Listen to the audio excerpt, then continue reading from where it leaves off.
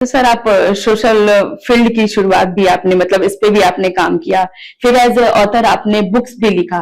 तो उसके बारे में जब ये एक्सपीरियंसेस मुझे आने लगे और उसके उत्तर मिलने लगे कि मानसिकता एक ही उत्तर है, तो तभी मुझे लगने लगा कि ये अगर विचार मुझे लोगों तक पहुंचाने हैं तो सबसे इफेक्टिव माध्यम ये बुक है। एक्चुअली देखा गया तो ये इंपॉर्टेंट है कि मेरी इम्यूनिटी कम थी। जब तक मेरी इम्यूनिटी कम तब तक मेरा ब्लेम गेम चालू रहेगा। आपकी लड़की ले जा रहा हूँ, फिर मेरे ही ऊपर है, मैं ही उसे देखूंगा, जो कि सिर्फ कहने का है। तो हम खरीद नहीं सकते, बेच नहीं सकते, तो इंसान को हम दान कर सकते हैं क्या? अगर इंसान को हम दान नहीं कर सकते हैं तो मैं ये पूछना चाहता हूँ, कन्यादान क्या है? हेलो दोस्तों, नमस्कार, this is Shreya Rai and welcome back to Safarnama by fame Mantra. दोस्तों, आज हमारे साथ है mister Salil Javeri ji, author, counsellor और social thinker. Psychology, relationship, career guidance और सोशल अवेयरनेस पे काफी इनका गहरा अनुभव है। तो चलिए हम बिना समय को व्यर्थ करते हुए बाकी हम इनके बारे में जानते हैं, जो इन्होंने किताब लिखा, इनके किताब के बारे में और इनके पर्सनल लाइफ के बारे में जानते हैं। सबसे पहले बहुत बहुत स्वागत मिस्टर सलील जावेरी जी हमारे पॉडकास्ट में। बहुत धन्यवाद। हाँ, मैं सर पहले मैं और हमारे व्यूवर्स जो हैं, जो पहले हम आपके बारे में जानना चाहेंगे कि आप अपना परिचय दें, कब आप कैसे हैं, कहाँ से शुरुआत किया, क्या किया, तो अपने बारे में बताइए सर।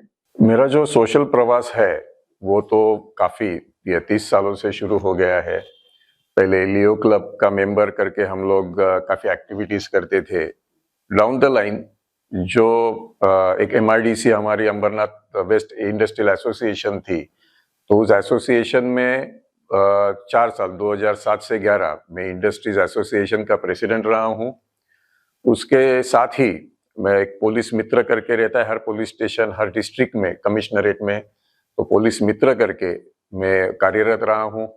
उसके साथ टाइक्वांडो एसोसिएशन जो है ठाणे डिस्ट्रिक्ट का, उसका मैं वाइस प्रेसिडेंट भी रहा हूँ। उसके साथ कोकण मराठी साहित्य परिषद, ये साहित्य रिलेटेड एसोसिएशन है, उसका अंबरनाथ का मैं वाइस प्रेसिडेंट रहा था। कार्मेल स्कूल करके है, बहुत रेप्यूटेड स्कूल, उसके जो PTA रहती है, पेरेंट्स टीचर्स एसोसिएशन, उसका 8 साल सभी पेरेंट्स को मैं रिप्रेजेंट कर रहा था। उसके साथ ही 2017 से मैं नियरली 8 साल अंबरनाथ म्यूनिसिपल काउंसिल का स्वच्छ सर्वेक्षण का ब्रांड एम्बेसडर रहा हूँ। और 2024 के जो विधानसभा इलेक्शन महाराष्ट्र के हुए थे, उसका अंबरनाथ कॉन्स्टिट्यूएंसी, जिसका 140 नंबर है कॉन्स्टिट्यूएंसी का, उसका मैं इलेक्शन कमीशन की तरफ से आइकॉन था। और 2025 के जो लोकल बॉडी इलेक्शंस हुए, तो इलेक्शन कमीशन की तरफ से मैं ब्रांड एम्बेसडर था। तो ये पूरा प्रवास सोशल फील्ड से लेके अब ये बुक तक आ गया है। तो सर आप सोशल फील्ड की शुरुआत भी आपने मतलब इस पे भी आपने काम किया, फिर एज ए ऑथर आपने बुक्स भी लिखा। तो सोशल फील्ड और राइटिंग की शुरुआत आपने कैसे की? जैसे मैंने अभी बताया कि अलग अलग ऑर्गेनाइजेशंस में मैंने काम किया, काफी डाइवर्सिफाइड भी थे। जैसे इंडस्ट्रीज एसोसिएशन, एक इंडस्ट्रीज की एसोसिएशन, उसका हेड कर रहा था। उसके पहले मैं माननीय श्री अण्णा हजारे जी, उनके आंदोलन में भी सक्रिय सहभाग था, पूरे महाराष्ट्र की भी एक्टिविटीज देखता था। तो ये डाइवर्सिफाइड जब भी काम कर रहा था तो अलग अलग लोगों से मिलने का तभी संबंध आ गया था। अलग स्ट्राटा के जो लोग रहते हैं उनसे मिलने का आ रहा था, उनसे बातचीत होती थी, स्टडी होता था।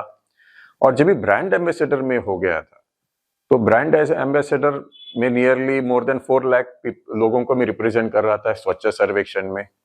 और जब भी स्वच्छ सर्वेक्षण का मैं ब्रांड एम्बेसडर चुना गया था 2017 में, ये जनरल बॉडी में पास होना पड़ता है और सेंट्रल गवर्नमेंट के अंडर ये पद आता है। तो मेरा काम था कि सभी लोगों में स्वच्छता के बारे में अवेयरनेस हो जाए। और अंबरनाथ का तभी, अंबरनाथ म्यूनिसिपल काउंसिल का तभी रैंकिंग जो है पैन इंडिया थाउजेंड्स में पीछे था। तो एक बहुत बड़ी जिम्मेदारी भी थी कि लोगों में स्वच्छता के बारे में कैसे हम उनको एजुकेट करें। लेकिन दिक्कत ये थी कि मैंने यही सोचा कि अगर मैं लोगों के पास जाऊं तो उनको स्वच्छता के बारे में मैं क्या बताऊं। वो ये रीजन ऐसा है कि हर एक के अगर हम लोग देखेंगे तो जो घर है या उनके श्रद्धा स्थान है वो सब क्लीन ही है। सवाल आता है हमारे जो कॉमन एरियाज है, जो पब्लिक प्लेसेस है, रोड हो जाए या पब्लिक प्लेसेस हो जाए, बस स्टैंड हो, रेलवे स्टेशन हो, दिक्कत वहां पे है कि वहां पे सब कचरा बहुत रहता था। तो मैं बात क्या करूं, ये मुझे सवाल था। अगर मैं किसको एक्सप्लेन करने जाऊं कि क्लीनलीनेस क्या है, तो बोलेंगे हमको पता है। तो ये एक्सपीरियंस लेते लेते मुझे ये ध्यान में आया कि ये सब चीजों का जो बेस है, ये मानसिकता है। जब तक लोगों को मानसिकता के बारे में मैं उनको अवगत ना करूं, अवेयर ना करूं, तब तक शायद वो सक्सेस ना मिले इस बारे में। तो वो मानसिकता की जो अभ्यास शुरू हुआ, और उस अभ्यास के माध्यम से मुझे अलग अलग पहलू दिखने लगे। हम काफी चीजों को देखते हैं कि हम ब्लेम करते हैं जनरली कि इस चीज की वजह से ये हो गया है। फॉर एग्जाम्पल, अगर मैं बीमार हो गया हूं, तो मैं सोचता हूं कि वो मुझे व्यक्ति मिले थे, ट्रेन में मिले थे या घर में आए थे, उनको वायरल इन्फेक्शन हुआ था, उनको बहुत खांसी सर्दी हुई थी, शायद उनकी वजह से मुझे हो गया है, और हम उनको ब्लेम करते हैं। एक्चुअली देखा गया तो ये इंपॉर्टेंट है कि मेरी इम्यूनिटी कम थी। जब तक मेरी इम्यूनिटी कम, तब तक मेरा ब्लेम गेम चालू रहेगा, क्योंकि मैं बीमार पड़ने वाला हूं। तो ये सब बेसिक्स मानसिकता के जब भी पता चलने लगे, तभी मुझे ध्यान में आया कि और काफी चीजें उसमें है कि हर चीज मानसिकता से रिलेटेड है। हम विचारों पे बात करते हैं, कोई बोलता है लेफ्ट के विचार है, कोई राइट विंग विचार है, लेकिन ये बेस मानवता जो है, जो वर्ल्ड की एक ही भाषा एक्चुअल दिखेगी, क्योंकि हम सब मानव है। तो उसके बारे में जब ये एक्सपीरियंसेस मुझे आने लगे और उसके उत्तर मिलने लगे कि मानसिकता एक ही उत्तर है, तो तभी मुझे लगने लगा कि ये अगर विचार मुझे लोगों तक पहुंचाने हैं, तो सबसे इफेक्टिव माध्यम ये बुक है। और उसकी वजह से मैं बुक ये लिखने लगा और ये बुक आ गई। ओके सर, आप सोशल फिट के साथ साथ आप लेखक भी हैं, आपने बुक्स लिखे हैं, पर ये बुक को लिखने का मकसद क्या था आपका? बहुत अच्छा सवाल पूछा आपने। बेसिकली देखिए कि जैसे मैंने अभी आपको बताया कि मानसिकता ये बेस है। हम मानसिकता के बहुत सारे उदाहरण देख सकते हैं। आपको कहता हूं कि एक किस्सा हुआ था नियरली 10-15 साल पहले। एक महिला थी, उसको कैंसर डिटेक्ट हुआ था और उसके 2 छोटे बच्चे थे। तो डॉक्टर ने भी बताया कि अभी उनको उस महिला को बताया कि आपके ज्यादा से ज्यादा अभी 3-4 महीने आपके पास है। तो देखिए, वो महिला ने उसी टाइम पे उस डॉक्टर को बता दिया कि देखिए, जब तक मेरे बच्चे दोनों बड़े नहीं होते और अपने पैर पे खड़े नहीं होते, मैं जाने वाली नहीं हूं, मैं मरने वाली नहीं हूं। और आपको ये बात कहता हूं कि वही औरत, उसके बच्चा बड़े हो गए, खड़े तो हो ही गए अपने पैर पे, उनकी शादियां हो गई, उनको बच्चे हो गए, लेकिन आज तक वो लेडी अब वैसे ही अच्छे हेल्थ के साथ रही है। इसका मतलब यह है कि हमारे, भले वो जो डॉक्टर ने बताया था वो सही था मेडिकल रिपोर्ट्स, लेकिन मानसिकता हमारी इतनी ताकतवर है कि उस मानसिकता की वजह से हम सिचुएशन चेंज कर सकते हैं। ये तो मैंने एक पर्सनल बात बताई एक महिला की, शायद सभी को पता नहीं, लेकिन एक हमारे यहाँ पे बहुत बड़े पॉलिटिशियन जिनकी उम्र आज 82-83 के आसपास है, उन पॉलिटिशियन को 2012 में बताया था कि उनको माउथ कैंसर हुआ था, उनको ऑपरेशन भी हुआ था। तो डॉक्टर ने भी उनको ब्रीफ किया था कि आपको ज्यादा से ज्यादा 6-7 महीने आपके जो भी काम है आप निपटा लीजिए। उन्होंने डॉक्टर को बताया था, दवाई देना आप काम कीजिए, कितना जिंदा रहना वो मैं देख लूंगा। आज भी वो व्यक्ति जिंदा है, एक्टिव है पॉलिटिक्स में और अपना काम अच्छे से कर रहे। तो ये अगर हम लोग जितने बात करेंगे मानसिकता के ऊपर, तो ये देखते देखते एक ऑब्जर्वेशन ये आ गया, जो आपने पूछा मकसद क्या है इस पुस्तक का, लोगों के सामने क्या लेके आ रहा है। तो इसमें यह है कि देखिए, हम ह्यूमन बींग्स यानी हम मानव हैं, मानवता की हम सब बातें करते हैं। तो हमने मानव करके, जो मनुष्य करके जो भी डेवलपमेंट की है, जो भी प्रगति की है आज तक, हम उस पर खुश है। आज तो हम आर्टिफिशियल इंटेलिजेंस तक पहुंचे हैं, और या फिर शायद हम कहते हैं कि जो चंद्र है, मून, उसके साउथ पोल पे भारतीय वैज्ञानिक पहली बार पहुंच सके पूरे वर्ल्ड में। हम सबको इस प्रगति का बहुत गर्व है और होना ही चाहिए, होना भी चाहिए। लेकिन हम देखिए, एआई तो ऐसी चीज हम लोग ने एक इन्वेंट की है, लेके आए हैं, कि जो शायद निर्जीव वस्तु है, लेकिन आज हम उसको गुरु भी मानते हैं, क्योंकि उससे काफी हम जवाब भी हमारे लेते हैं सवाल डालने के बाद। तो इतनी प्रगति और हम सबको उस पर गर्व है।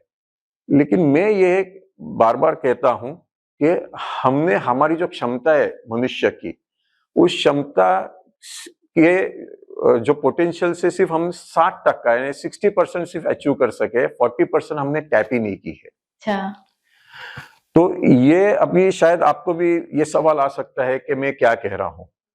बहुत लोग ये जब भी मैं किसको पूछता हूँ वो कहते कि हाँ हमने हमारा जो ब्रेन है वो शायद हम लोग को उसका यूटिलाइजेशन है, हम 1 या 2% यूटिलाइज करते हैं। कोई कहते हैं कि आइंस्टाइन 5% यूटिलाइज कर सके अपना ब्रेन, इतना पोटेंशियल है, लेकिन हम उसको समझ नहीं पाए और उसको हम लोग ने उसका पोटेंशियल एक्सप्लॉइट नहीं कर सके हमारे ब्रेन का।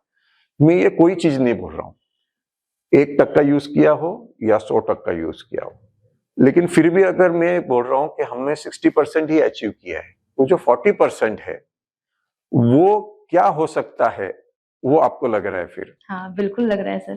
कि क्या रीजन हो सकता है कि 40% हमने यूज नहीं किया है? तो इसका जस्टिफिकेशन ये है कि मनुष्य, हम पुरुष और स्त्री दोनों को मिलके हम समझते मनुष्य है। अगर किसको ये कहना है कि सिर्फ पुरुष ही मनुष्य है तो इमीडिएटली मुझे बता दे, कॉन्स्टिट्यूशन में बदलाव करो, मैं मेरा बुक अभी फाड़ देता हूं। जब तक हम ये मानते हैं कि मनुष्य पुरुष और स्त्री मिलके है तो पुरुष 50% कॉन्स्टिट्यूट करता है और जो महिलाएं है ये 50% करती है कॉन्स्टिट्यूट।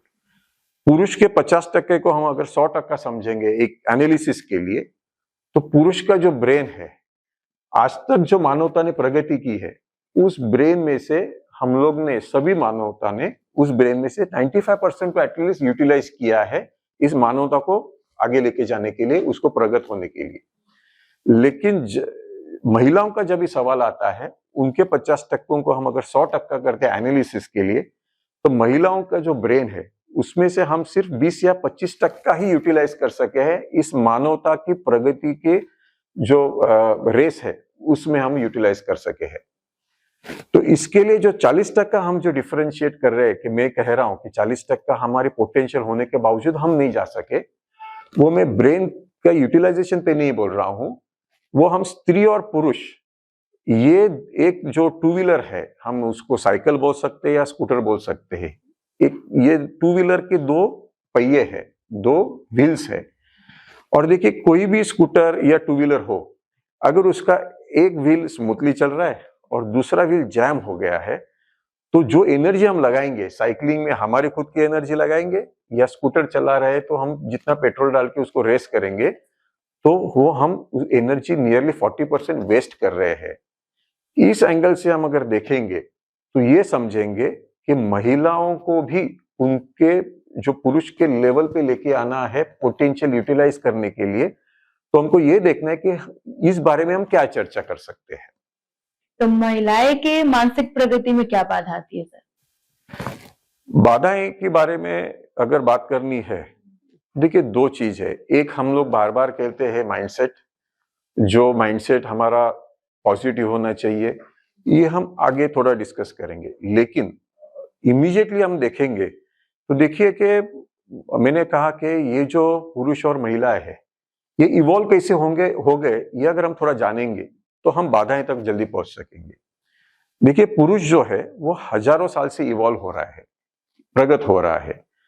हजारों साल पहले शायद एक पुरुष अपने ग्रुप के साथ शिकार करने जाता था, कुछ शिकार घर पे लेके आता हुआ, फिर बच्चे लोग जो है, उसकी बीवी बच्चे लोग वो शिकार खाते थे पका के या जो भी खाते थे। धीरे धीरे वो जैसे शिकार पे जाता था, कभी ये भी हो सकता था कि कोई प्राणी ने उसको ही मार डाला है, ये भी हो सकता था, रिस्क रहती थी। धीरे धीरे वो शिकार के जो हथियार, ये सुधार होने लगा उस हथियारों में। फिर वो पत्थर यूज करता था, उसके बाद शायद कुछ भाले यूज करने लगा, भालों के साथ और कुछ हथियारे आने लगे, उसके और प्रगत होने लगा। वैसे राजा आ गए, राजवाड़े आ गए, सैन्य आ गई उसकी, और प्रगत होने लगा। तो व्यापार आने लगा क्योंकि शिप्स आ गए हैं, किसी ने तो ये शिप्स इन्वेंट किए, पहले लकड़े के रहेंगे या जो भी है, फिर धीरे धीरे उसमें सुधारना होने लगी। तो ये भी जो पुरुष इवॉल्व होते गया हजारों साल से, उसमें उसकी प्रगति होती गई, वो पूरी दुनिया देख रहा था। स्त्रियों को हम अगर देखेंगे तो वो लास्ट करीबन 150 साल से इवॉल्व हो रहे हैं स्त्रियां, और इसकी वजह से ऐसा हो गया कि आज के वक्त में, अगर आज का वक्त देखा गया तो एक बहुत अहम वक्त है, इसलिए कि सभी स्त्रियों को आज एक्सपोजर है। बिल्कुल। पहले अगर देखेंगे 2014 तक कहीं तो डिश टीवी आने लगे, तो शायद खेड़ेगांव जो है, उस खेड़ेगांव में भी एक बैठे हुए व्यक्ति, उसका कुटुंब देखने लगा कि वर्ल्ड कैसे है, और उसी टीवी में वो स्त्री देखने लगे कि ऐसे स्त्रियां भी आगे काम कर रही है। डीटीएच जब भी आगे, डायरेक्ट टू होम जो एंटेना से के टीवी थे, लेकिन सबको उतना नहीं हो रहा था, उतने पैसे नहीं थे। धीरे धीरे हम आगे जाएंगे तो कोविड के टाइम पे अगर देखा 2019, 20, 21 में अचानक एक बूम हो गई। दुर्भाग्य से कोविड था, बहुत लोगों ने जाने उसमें दी, लेकिन उसमें आप अगर देखेंगे तो अचानक एक बूम आ गई इंफ्रास्ट्रक्चर की, आईटी की, और हर एक व्यक्ति ये मोबाइल से जुड़ा हुआ था, और हर एक व्यक्ति को उस मोबाइल से पूरी दुनिया दिखने लगी, और उस हर एक व्यक्ति में स्त्रियां भी थी कि जिनको देखने लगा कि ये दुनिया है और ये मुमकिन है हमें भी, और हम ये सब कर सकते हैं। तो ये सब देखते समय उनको भी एक ऊर्जा मिल गई कि हम ये सब अचीव कर सकते हैं, मानवता को आगे लेने में हमारा भी इन्वॉल्वमेंट हो सकती है। लेकिन उसके साथ एक ध्यान में आया कि बहुत काफी चीजें हैं जो हम उसको रीति रिवाज बोलते हैं, जो सबकॉन्शियस उस माइंड को कहीं तो रोक रही थी। जैसे आपने बताया कि क्या चीजें हैं ये स्त्रियों को रोकती है। देखिए, कुछ चीजें डायरेक्ट रहती है, कुछ चीजें इनडायरेक्ट रहती है। हर एक व्यक्ति जो रहता है ना, वो कॉन्शियस माइंड में कुछ चीजें करता है, सबकॉन्शियस माइंड में रहता है। तो कॉन्शियस माइंड में हम लोग देखेंगे तो अगर पहला देखा गया तो भेदभाव, काफी घर में भेदभाव देखा गया है। और मैंने जैसे बताया, मेरे नियरली 500-600 तो भाषण हुए अलग अलग स्कूल्स, कॉलेजेस, ऑर्गेनाइजेशंस में आज तक। तो उस वजह से क्या हो गया, मुझे एक अलग एक्सपोजर मिल गया है। जैसे मैं स्कूल्स में जाता था तो अलग लेवल के स्कूल्स थे, कुछ स्कूल में 5,000 साल की फी थी, कुछ स्कूल में 35,000 से ज्यादा साल की फी थी। तो मुझे ये दिखाई दिया कि कुछ स्कूलों में जहाँ पे 5,000 फी है, तभी जब भी मैं उनके कमिटी मेंबर से बात कर रहा था, तो बहुत दुख की चीजें ऐसे मुझे पता चली कि बहुत गरीब घर के भी जो फैमिलीज है, उनके पास, उनके घर में एक बेटा और एक बेटी है। तो उनका ये प्रयास रहता था कि बेटे को, भले उनको बहुत महंगी फी नहीं परवड़ रही है भरने के लिए, फिर भी जो भी टॉप स्कूल में उसको बेटे को एडमिशन लेनी है कैसे भी करके, जहां पे 35,000 फी है। और जब भी बेटी का सवाल आया तो उन्होंने क्या किया, अभी उसको तो 35,000 भर रहे हैं, हमारी तो इतनी हैसियत नहीं है, लेकिन उसको डालना ही अच्छे स्कूल में, और डाल दिया है। तो बेटी को कहाँ पे, जहाँ पे 4-5 हजार फी है जिस स्कूल में, उसमें डाल दिया है। तो ऐसे हो गया कि एक स्कूल में मैं गया, वहां पे बातचीत चल रही थी कमेटी की, वहां पे बहुत मुझे लड़कियां दिखी और लड़के लोग कम दिखे। तो मैंने पूछा ये क्या है, चलो अच्छी बात है लड़कियां ज्यादा है, लेकिन क्या है। तो उन्होंने ये बताया कि ये स्कूल हम लोग जो ट्रस्ट शुरू की गरीब लोगों के लिए की, लेकिन यहाँ पे ऐसे हो कि लड़कों को अच्छे स्कूल में भेज रहे हैं और लड़कियों के हमारे यहाँ पे, यहाँ गरीबी नहीं, यहाँ लड़का लड़की का डिफरेंस। एग्जैक्टली। और उसमें ऐसा है कि अगर उनको 35,000 भरने को भी वहां पे तकलीफ आ रही थी, 30,000 भरे, 5,000 कम गिर रहे बेटे की अगले साल की फीस भरने में, तो बेटी की 5,000 नहीं भर रहे थे। तो स्कूल्स लेकिन सपोर्ट कर रहे थे, क्योंकि देखा गया तो बेटी ज्यादा होशियार है, तो स्कूल ने कहा आप नहीं भी भरो, हम उसकी एजुकेशन चालू करेंगे। तो एक भेदभाव हो गया ये कॉन्शियस माइंड में से जो लड़की को दिख रहा है। दूसरा, सबकॉन्शियस माइंड में देखिए काफी चीजें हैं। जैसे देखिए, एक वस्तु है, मैं खरीद सकता हूँ, बेच सकता हूँ। एक मोबाइल है, मैं मोबाइल खरीद सकता हूँ, मोबाइल बेच भी सकता हूँ। जो चीज मैं बेच सकता हूँ, मैं किसी को गिफ्ट भी कर सकता हूँ, भेंट भी दे सकता हूँ। तो मोबाइल में खरीद सकता हूँ, बेच सकता हूँ, मेरी बेटियों को चाहिए और किसी को, तो मैं एक मोबाइल गिफ्ट भी कर सकता हूँ, भेंट करके दे सकता हूँ। जो चीज मैं भेंट भी करके दे सकता हूँ, उसको मैं दान भी कर सकता हूँ। कोविड के टाइम पे कुछ स्कूल्स के फोन आए थे, वो कह रहे थे कि हमें कुछ कंप्यूटर्स दे सकेंगे क्या। अचानक कोविड आ गया है, ऑनलाइन एजुकेशन शुरू हुआ है, बच्चे लोग के पास कुछ इंफ्रास्ट्रक्चर नहीं है, गरीब बच्चे हैं। तभी हम लोग ने ये कहा कि हम लैपटॉप नहीं दे सकेंगे, महंगे रहते हैं, हम मोबाइल फोन्स कंट्रीब्यूट करके दे देंगे। ऐसे हमने वो मोबाइल फोन्स दान किए, डोनेट किए थे। तो जैसे वस्तु हम खरीद सकते, बेच सकते, डोनेट कर सकते हैं, दान कर सकते हैं, वैसे इंसान को क्या हम खरीद सकते, बेच सकते हैं क्या? खरीद नहीं सकते, बेच नहीं सकते, तो इंसान को हम दान कर सकते हैं क्या? बिल्कुल नहीं। अगर इंसान को हम दान नहीं कर सकते हैं, तो मैं ये पूछना चाहता हूं, कन्यादान क्या है? देखिए, सबकॉन्शियस माइंड की मैंने बात की, कन्यादान ये एक रीति रिवाज ओवरऑल सभी जगह पे बहुत कॉमनली फॉलो होता है। आप सोचिए कि कन्यादान, हम काफी लोग कहते हैं ये तो रीति रिवाज है, चलो मान लिया ये रीति रिवाज है, लेकिन क्या हमने सोचा है कि इस रीति रिवाज का उस लड़की के माइंडसेट के ऊपर क्या इंपैक्ट हो रहा है सबकॉन्शियसली? जब भी एक पालक उस लड़की को, एक लड़के को दान कर रहे हैं, मेरा ये सवाल है उस लड़की का अस्तित्व क्या है? अगर उस लड़की का अस्तित्व नहीं है, क्योंकि कोई तो उसको किसी और को दान कर रहा है, अगर उसका अस्तित्व नहीं है तो फिर उसका कॉन्फिडेंस कहां से आएगा? अगर उसका कॉन्फिडेंस नहीं आ रहा है तो वो डेवलप कहां से होगी और प्रगत कहां से होगी? अगर वो प्रगत नहीं होगी तो मानवता के दो पहिए, एक पुरुष और एक स्त्री, तो एक पहिया जो है जाम ही रहेगा, तो फिर हम मानवता कैसे ओवरऑल प्रगत कर सकेंगे?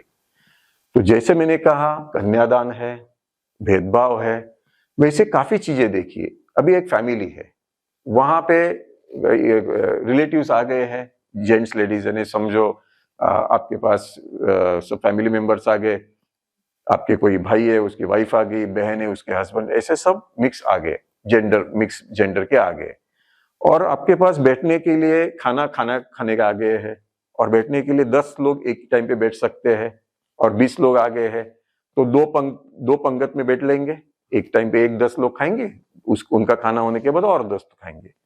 तो मुझे एक बात बताइए कि जब ये 2 टाइम बैठना है, 20 लोगों को, 10-10 लोगों को बैठना है, तो पहले खाना खाने कौन बैठते हैं, पुरुष के स्त्री?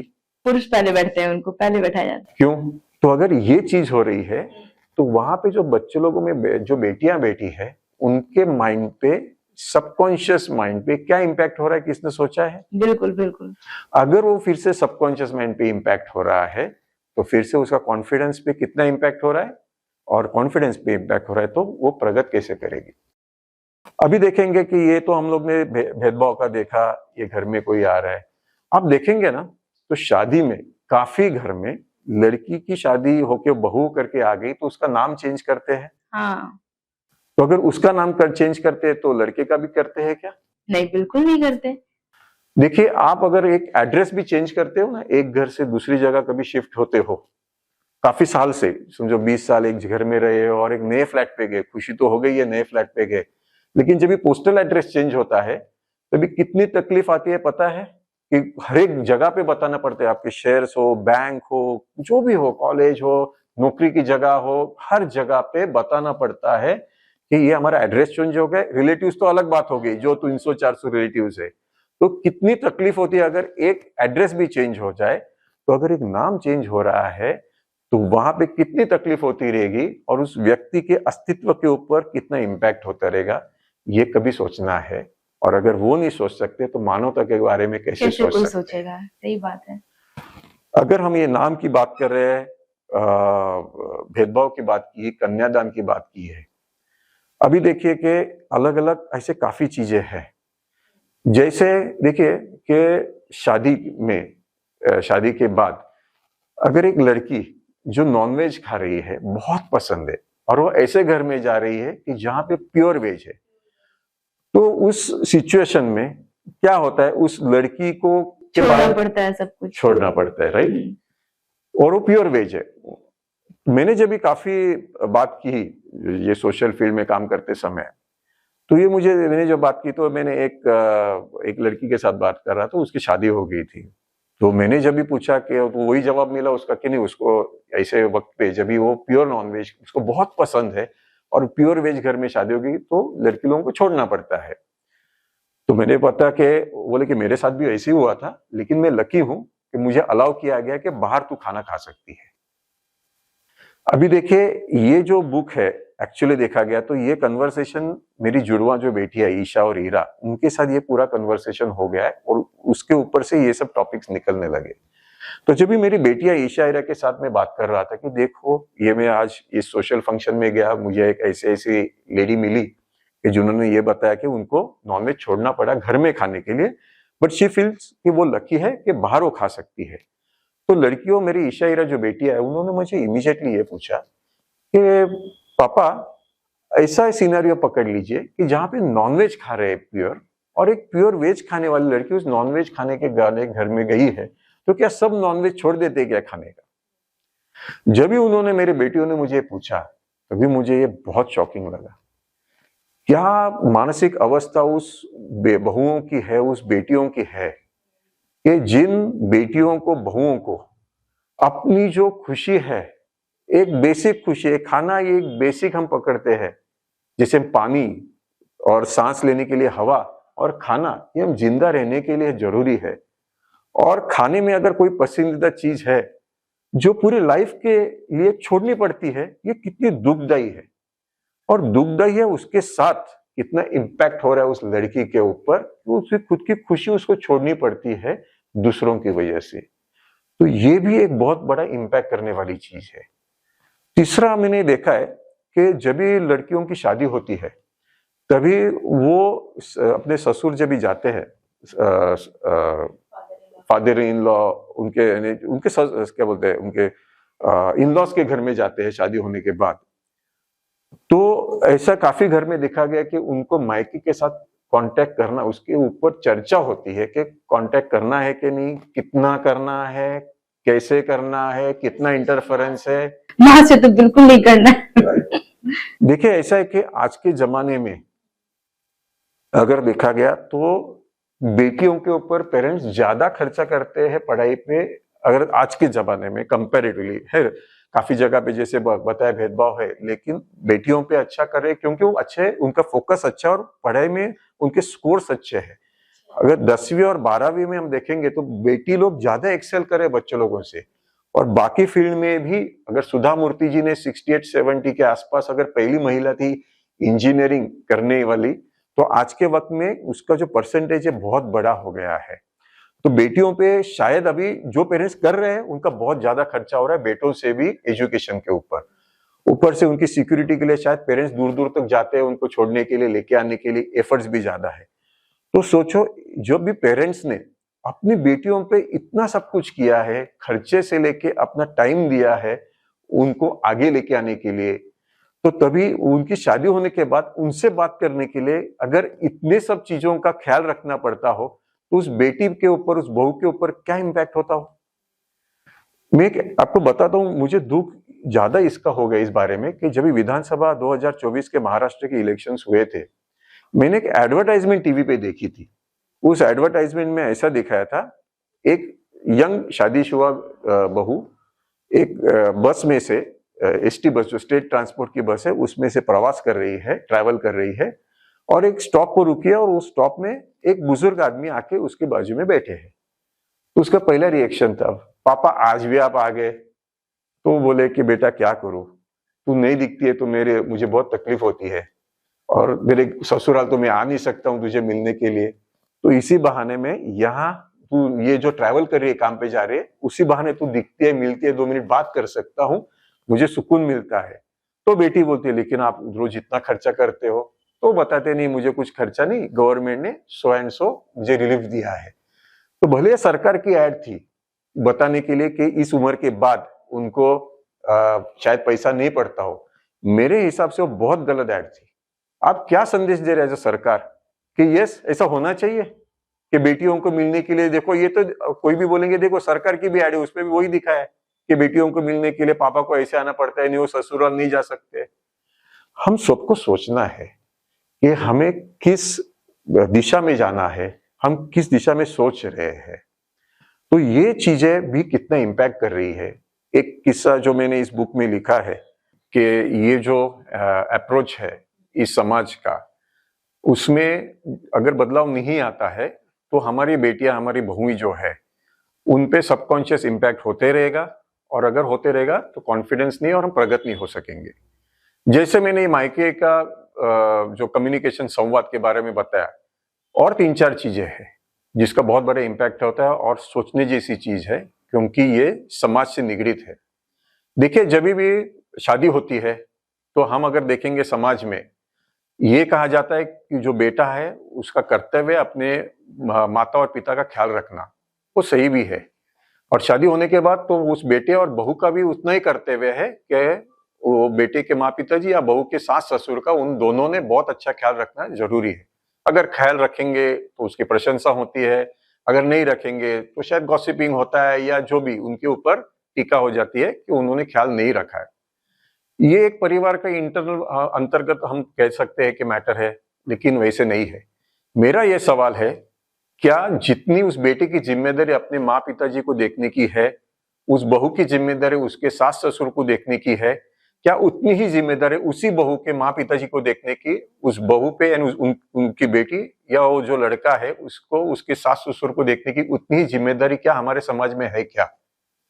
जब भी आप ज्यादातर लोगों से मिला हूं, ज्यादातर लोग ने कहा कि ऐसा नहीं होता है। सौभाग्य से कुछ मैंने ऐसे भी देखे हैं शहर में ज्यादा करके कि जिन्होंने अपने जो बेटों ने अपने सास ससुर का भी ख्याल अपने घर में रख के किया है, लेकिन ज्यादातर यही डिस्कशन होता है। अगर हम फेसबुक भी देखते हैं, सोशल मीडिया भी देखते हैं, उसमें हम यही देखते हैं कि अगर किसी 75th बर्थडे सेलिब्रेट हुआ है किसी का, तो उस व्यक्ति उनकी वाइफ बाजू में रहेगी, नीचे उनका बेटा और बहू बैठे हैं और सब लोग उनकी बहुत प्रशंसा करते कि इन बेटों और बहू ने कितना ख्याल रखा है। लेकिन मैं ये सवाल पूछना चाहता हूं कि कितनी बार हमने फेसबुक पे देखा है कि वैसे वही लड़का और उसकी वाइफ वो उसके वाइफ के माता पिताजी के साथ ऐसे नीचे वो बैठा है और उनके माँ पिताजी ऊपर बैठे हैं उसकी वाइफ के। ऐसा हम चित्र कहाँ पे देखा है? मेरा ये सवाल है, अगर ऐसा नहीं हो रहा है तो हम सभी जगह पे समानता की बात कहते हैं और जोर शोर से काफी हम टीवी चैनल्स में बहुत प्रोग्राम्स में समानता की बात कहते हैं। तो अगर किसी की 2 बेटियां हैं तो उन बेटियों की शादी के बाद उनके माँ पिताजी को देखने की किस पे जिम्मेदारी है? हम सब संतुलित मानसिकता की बात करते हैं, हम खुद को परिपक्व समझते हैं। मेरा ये बार बार कहना है और मैंने ये सभी मेरे भाषण में कहा है कि उम्र और परिपक्वता का कोई संबंध नहीं है। उम्र और परिपक्वता का कोई संबंध नहीं है और एजुकेशन बहुत इंपॉर्टेंट है, लेकिन एजुकेशन और मानसिकता का कोई संबंध नहीं है। अगर एजुकेशन और मानसिकता का संबंध रहता तो जितने भी हम देखते हैं अच्छे अच्छे एजुकेटेड फैमिली जो आज लाखों नहीं करोड़ों में है, उसमें ये बात तो आज पहले उनको समझ में आती रहती। ये जरूर इसके लिए हमने जो पहले भी हम लोग ने कुछ पॉइंट जो देखे हैं कि क्या इम्पैक्ट होता है उस लड़कियों में, वही ये भी जो चीज है कि लड़के के माँ पिताजी का शादी के बाद उस बहू को देखना पड़ता है, लेकिन उसी बहू उसके माँ पिताजी को जिम्मेदारी से देखना नहीं होता है। देखिए, दुर्भाग्य से तो और भी एक चीज मैं कहना चाहता हूं कि हम जिन लोगों को हमारे आइडल मानते हैं, ऐसे वो क्रिकेटर्स हो, एक्टर्स हो, एक जाने माने क्रिकेटर का मैं इंटरव्यू देख रहा था। उनको ऐसे उनके पर्सनल बारे में बात चल रही थी और उन्होंने ये बताया तभी कि उनके ससुराल एक बार उनका जाने का संबंध आ गया, तो गए तो लोगों ने इतना मॉब किया कि उसके बाद वही जिंदगी में अब तक वो ससुराल गई नहीं और हंसी मजाक में बोल रहे थे। क्या यही चीज वही बहू अगर कहती है कि मैं मेरे सास ससुराल यानी सास ससुर के पास नहीं जाऊंगी, तो कितना बड़ा बवाल यहाँ पे खड़ा होगा। लेकिन ये चीज अगर कोई क्रिकेटर जो इन्फ्लुएंस कर रहे कितने लोगों को, अगर ऐसी बातें अगर करते हैं, कोई गवर्नमेंट अपने एड में ऐसा कुछ दिखाता है, तो हम किसके ऊपर आज निर्भर रहे? हम सभी की जिम्मेदारी है कि हम संतुलित मानसिकता परिपक्वता की लेवल पे आके सोच के हमको इसके ऊपर गौर करना जरूरी है। जैसे मैंने अभी यही बात बताई ससुराल जाने के बारे में, वैसे ही देखिए जब भी शादी की बात आती है तो शादी का खर्चा तो सब करते ही है और उसमें शायद प्रेस्टीज का भी सवाल हो। उसके प्रेस्टीज जब भी आता है तो शो ऑफ का चीज आ जाती है। जितनी बड़ी शादी उतनी बड़ा दिखावा शौक लगता है, उनको लगता है कि हम बहुत बड़े हो गए। लेकिन और शादी का खर्चा देखा गया तो हर साल भारत में हर साल शादी के ऊपर 6.5 लाख करोड़ से लेके 10 लाख करोड़ तक का खर्चा होता है हर साल। और हम कितनी जगह पे महंगाई पे बात करते रहते हैं और अलग अलग ऐसी चीजों के ऊपर इमीडिएटली आ जाते रिएक्शंस की महंगाई बढ़ गई, लेकिन शादियों में 6.5 लाख से 10 लाख तक खर्चा करते हैं। जब भी इतने बड़े अमाउंट की बात हम कर रहे हैं खर्चे की, तभी ये दिखाया गया है कि जो खर्चा है शादी का 70 to 80% ये लड़कियों के साइड वालों को ही ज्यादा करना पड़ता है। शायद ये 70 to 80% भी आज के टाइम की वजह से शायद कम दिख रहा हो। पहले तो मेरे हिसाब से और 20 साल पहले तो 90% खर्चा होता रहेगा। अभी सोचिए कि अगर शादी का खर्चा लड़कियों वालों को ही करना पड़ता है, तो जब ये मेरे बेटियों के साथ मैं बात कर रहा था तभी बहुत बढ़िया सवाल मेरे बेटियों ने मुझे पूछा। उनको पता है कि मेरे जो पिताजी, माँ पिताजी यानी इनके दादा दादाजी, उनकी भी शादी 50-50% में हुई, 50-50% खर्चा में हुई थी। दोनों ने आधा आधा किया था। मेरी भी शादी आधे आधे खर्चे में हुई, तो उनको ये सब पता था। तो उन्होंने ये पूछा, जब भी उनको ये डेटा पता चला कि 70 से 80% भारत में जो शादियां हो रही है वो बेटियों के साइड के लोगों को ही करनी पड़ती है, उन्होंने ये इतना इनोसेंटली सवाल पूछा, क्या 50% खर्चा भी उन लड़कों के साइड के लोगों को इतना भी नहीं कर सकते, उनकी इतनी हैसियत नहीं है क्या? यानी बेटियों को तो ऐसे लगा कि वो बहुत गरीब है, इसके लिए 50% भी खर्चा नहीं कर सकते हैं। तो सवाल भले ही उन्होंने बहुत इनोसेंटली पूछा है, लेकिन सही में मुझे भी ऐसा लगता है कि क्या 50% खर्चा करने की उनकी हैसियत नहीं है, तो फिर क्यों करते हैं वो, शादी भी क्यों कर रहे हैं? जो आप, मैं आपकी लड़की ले जा रहा हूँ, आपकी लड़की ले जा रहा हूँ, फिर मेरे ही ऊपर है, मैं ही उसे देखूंगा, जो कि सिर्फ कहने का है। लड़की कितना इस चीज को, मतलब उनके साथ कितनी प्रॉब्लम होती है, वो कितने ड्रीम्स को मतलब स्टॉप करती है अपनी शादी के बाद। एक तो दहेज भी दो, ऊपर से मैं भी जा रही हूँ, है ना, वो तो खरीद रहे हो ना आप, ऊपर से मैं अपने सारे ड्रीम्स को वहीं पे स्टॉप कर दूं, ऊपर से उनके माता पिता का सेवा करूं। ये सब चीजें लड़कियों के बारे में नहीं देखा जाता है। और सबसे पहली बात चीजें, अभी की जो चीजें हैं, जो लड़के वाले कहते हैं मैंने तो लड़की वाले से कुछ नहीं मांगा, मैं तो फ्री में शादी कर रहा हूँ, कुछ नहीं मांगा, पर कह सब रहे हैं, कह सब रहे हैं, उनको जो चीज चाहिए, जो मिलना है, वो सब चीज ले रहे हैं, जो अपनी मर्जी से है आप दो, लेकिन मैंने तो कुछ नहीं मांगा। कहने का यही है कि दे दो सब, लेकिन कुछ नहीं मांगा, वर्ड यही है, लेकिन मांग सब कुछ रहे हैं। ये चीजें मैंने अभी भी सर बहुत सारे लोगों को देखा है कि जो शादियां होती हैं, लड़की गरीब है, उनके फैमिली किस तरीके से बच्चों को पढ़ा रहे हैं, और वो शादी की वजह से अपनी बच्ची का पढ़ाई भी स्टॉप कर देते हैं। वो ये नहीं देखते हैं लड़के वाले कि हाँ, उनकी बेटी इतनी टैलेंटेड है, वो अगर हम चाहेंगे अपने एक बाप की तरह, तो उनको ला करके हम उनको आगे बढ़ा सकते हैं। लेकिन अभी भी बहुत सारे लोगों की थिंक यही है कि मेरा बच्चा ये है। अभी तो क्या है कि आप जॉब भी कर रहे हैं, बहुत डी ग्रेड वाले में भी जॉब कर रहे हैं, तो भी जो शादी की खर्चे हैं और जो डिमांड होती है वो 10 लाख, 10 लाख मैं मिनिमम बता रही हूँ। मैक्सिमम अभी भी हमारे देश में, हमारे सर्कल में जितना मैंने देखा है, एक छोटे से नौकरी पे 30-35-40 हजार की भी नौकरी पे उनको 22 लाख 20 लाख की डिमांड होती है।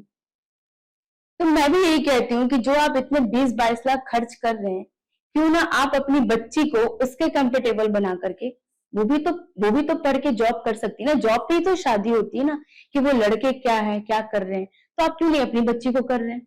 आप अपनी बच्ची को बनाइए ना, फिर आप शादी करने जाइए कि हाँ मेरी बेटी भी तो है, मेरी बेटी भी जॉब कर रही है, मेरी बेटी भी बैंक में अफसर है, तो फिर कहाँ से शादी की खर्च होगी? लेकिन मानसिकता अभी ये है ना हमारे पेरेंट्स के भी, हमारे भारत के पेरेंट्स के भी, कि मुझे देना काम है। उन्होंने एक रीति रिवाज, जैसे आपने बात किया था कन्यादान, कन्यादान जो जो हम लोग जितना डीपली सोच पाते, सच में कन्यादान है ही क्या? इसका मतलब आप अपने ऊपर का जो कहते हैं ना बोझ हटा रहे, खत्म, आज से मेरी रिस्पॉन्सिबिलिटी खत्म। लेकिन ये कन्यादान बहुत सी लड़कियां ऐसा नहीं, वो समझती नहीं है। जब वो बैठती हैं, उनको क्या कहा जाता है, मंडप, उसमें बैठती हैं, और जैसे ही वो प्रोसेस शुरू होता है, तो उसमें क्या होता है, लड़कियां अपने आप रोना शुरू करती है। उन्हें उस टाइम से इतना इतना गिल्ट फील होता है कि अब मेरा सब कुछ खत्म, अब पता नहीं मैं आगे जाऊंगी तो कैसा होगा, नहीं होगा। बट उसको खुशी खुशी सारे लोग उनको एक रीति रिवाज के नाम पे वो कन्यादान करते हैं, है कि नहीं? तो मैं इसके भी खिलाफ हूँ सर। मैं, आपको विश्वास नहीं होगा, कन्यादान की बात पर मैंने कुछ टाइम पहले ही अपने माँ पापा को भी कहा था, पर उन्होंने शायद निगेटिव वर्ड में ले लिया। मैंने बोला मुझे कन्यादान मत करना, मुझे नहीं चाहिए, पर उन्हें ऐसा लगा ये ऐसे कैसे बोल दी इतनी बड़ी बात। तो सबकी अपनी मानसिकता, बट इस चीज को मैं भी स्टॉप करना चाहूंगी। अब आपकी वे ऑफ थिंकिंग है कि आप इस चीज को गलत वे में ले या सही वे में ले। देखिए, इसलिए बहुत अपने आपके मन की बात कही, और ये सभी और काफी बेटियों और बहुओं के मन की बात आपने अभी कही है। और इसीलिए ये जो पुस्तक लेके आया हूं, ये क्रांतिकारी पुस्तक है। आगे तो हम और इस विषय पे, इसके ऊपर हम बातचीत करेंगे। तो अगर आप देखेंगे तो ये जो विषय सब है, ये ऐसे है कि पता है लेकिन ध्यान में नहीं आया था। इट्स नॉट नेसेसरी कि हर व्यक्ति इसके खिलाफ ही होंगे। वो बताने का एक रवैया हम ऐसा रखेंगे कि सबको ये समझ में आए। और इसके लिए ऐसा है कि ये पुस्तक जो है ये व्यक्ति, व्यक्तिमत्व और समाज इसको कंप्लीट कर लेता है। सामाजिक जो भी हो रहा है वो घर से शुरू हो रहा है। हम सामाजिक कितनी भी चर्चा करें कि समाज में ये हो रहा है, अच्छा हो रहा है, बुरा हो रहा है, डिस्टर्बेंस हो रहा है, जो भी समाज में हो रहा है ये घर के माहौल का ही रिफ्लेक्शन है। लेकिन सामाजिक चर्चा सब करते हैं, लेकिन जब घर के माहौल की चर्चा आती है तब सब कहते हैं पर्सनल मैटर है। मैं कहता हूं ये पर्सनल मैटर नहीं है, क्योंकि ये पर्सनल जो घर का माहौल गलत है उसका इम्पैक्ट हमको बाहर रास्ते में हमको भुगतना पड़ता है। और इसमें ये सभी चीजों का इम्पैक्ट है। अगर एक महिला जो है उसको अगर ये इन सब तकलीफों में से जाना हो तो कहीं तो वो भी किसी काम पे अगर जा रही है, स्कूल में जा रही है, तो वो पूरी भड़ास उधर काम पे शायद निकाल सकती है। उससे और भी तकलीफ हो सकती है, उसे भी और सामने वालों को भी। तो हमको जल्द से जल्द इस चीज को इसके ऊपर एक्शन लेना ही है कि किस ढंग से जाना है। और जैसे अभी आपने बताया कि शादी का खर्चा इतना करना ही पड़ता है। बेसिकली अगर सभी जगह पे ये जो शो ऑफ में सब जाते हैं उसमें अगर हम लोग शो ऑफ के बदले साइकोलॉजी पे जाएंगे, मानसिकता पे जाएंगे, तो सामने वाले व्यक्ति की जो उसकी जो नजर है उधर ही नीचे निकल जाएगी जो लड़का मांग रहा है। जब भी मानसिकता एक ही चीज है, देखिए आपकी विचार लेफ्ट विचार हो सकते हैं, राइट विचार हो सकते हैं, लेकिन और ये लाइफ लॉन्ग टसल चलती रहेगी। हमारे राइट विचार है, हमारे लेफ्ट विचार है, लेकिन जब आप मानसिकता पे आएंगे तो ज्यादा से ज्यादा 3-4 मिनट के आगे वो संवाद नहीं चलेगा, क्योंकि बेसिक्स पे हमने बात की है। बिल्कुल। अभी जो आपने ये सब कहा कि इसके पीछे घर वालों की क्या मानसिकता है, ये इंपॉर्टेंट है। अभी मानसिकता के हम पॉइंट्स को आगे लेके आएंगे, तो उसमें अगर जब भी हम जाएंगे, इसलिए ये पुस्तक इतना इंपॉर्टेंट है, लेकिन वो पूरा कंप्लीट पढ़ना ये जरूरी है, क्योंकि जब भी लास्ट तक आप पढ़ोगे तभी ये पता चलेगा कि इस पुस्तक में सब कुछ कवर हुआ है मानवता के लिए जो भी चाहिए।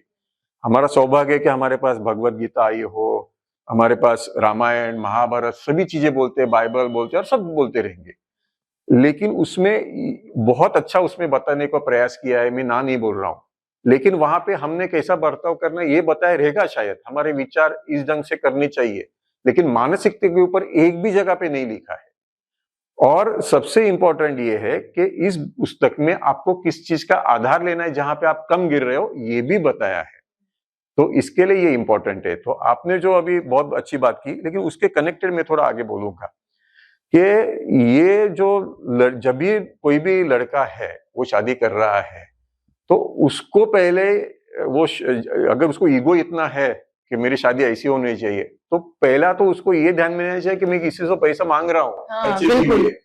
अगर शादी का सामने वालों को खर्चा करना है तो उधर उसका ईगो कहाँ पे गया? तभी शर्म आनी चाहिए। मेरे जैसे इसको तो शर्म आएगी, कह रहे यार उनको मैं बोल रहा हूँ क्या आप खर्चा करो, शर्म की बात है। बाकी के वक्त कहते हैं कि नहीं हम लोग ने ये करना चाहिए, वो करना चाहिए, बड़ी बड़ी बातें सामाजिक क्षेत्र में करते हैं। बिल्कुल। शर्म आनी चाहिए ऐसे बच्चे लोगों को या लड़के लोगों को कि जो बोल रहे हैं आधा खर्चा भी करो। दहेज पे तो आ ही रहे, वो तो मैं आगे बात ही कर रहा हूँ, लेकिन इसके बारे में पहले आपने बहुत सही बात की, दहेज की बात की। दहेज ये एक चीज है कि सरकार ने इसको एक बहुत बड़ा गुनाह ये ऑलरेडी घोषित किया है, दहेज लेना और देना भी। लेकिन हम पहले लेने की बात कर रहे हैं, जो मांगता है उसके ऊपर से बात कर रहे हैं।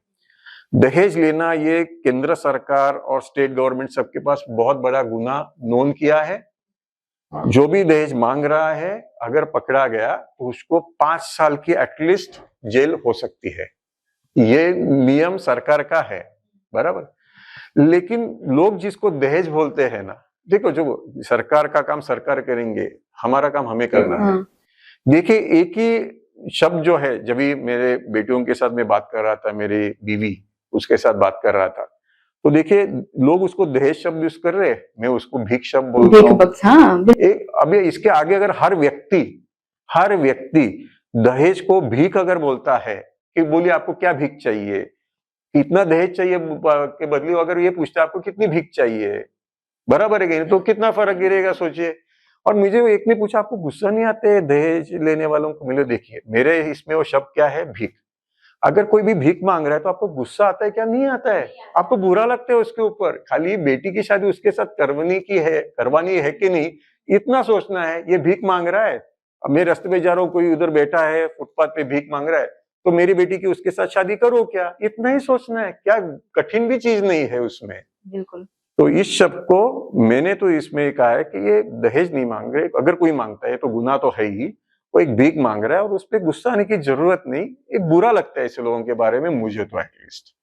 तो ये बाकी भी जो पालक है, जो पेरेंट्स है, जो शादियां फिक्स कर रहे हैं, उनको भी यही सोचना है कि उनको वो भीख देनी है या नहीं है, देनी है। वो इतना उनको सोचना है कि अगर रास्ते में जा रहे तो 10 रुपए देना और इधर जा रहे तो 1 करोड़, वो तो गुनाह है तो है ही, लेकिन वो उनको पहले वो सोचना है। और इसके ऊपर से एक तो समझ लो कि सामने वाले की मानसिकता इसकी है, आना चाहिए, और कोई भी घर जिधर आना चाहिए हो किसी भी चीज में, वो घर सुखी नहीं हो सकता, ये मैं डंके की चोट पे कह रहा हूं। अगर इतना मालूम होने के बावजूद भी किसी को शादियां करनी है तो वो कर सकते हैं, उनकी रिस्क के ऊपर है। लेकिन फिर जाके रोना धोना के देखो क्या हो गया हमारे बेटी के साथ या मेरे साथ क्या होगा, ये चीजों में मुझे इंटरेस्ट नहीं लगता है। अब देखो ना सर, आपने भी देखा होगा, मैंने तो इस पे बोला भी है, जिनकी मदर इन लॉ जज रही हैं, मिस पुणे, श्रीता क्या नाम था ना, तो सोचिए जब इतने हाई फाई क्वालिफाइड फैमिली में जब ये घटना घट सकता है, दहेज के लिए फॉर्च्यूनर चाहिए या कैश, ये चीज नहीं हुई है। सोचिए इतनी पढ़ी लिखी फैमिली, उनके पूरे फैमिली अफसर आर्मी में रहे हुए, सारे उनके फादर हैं।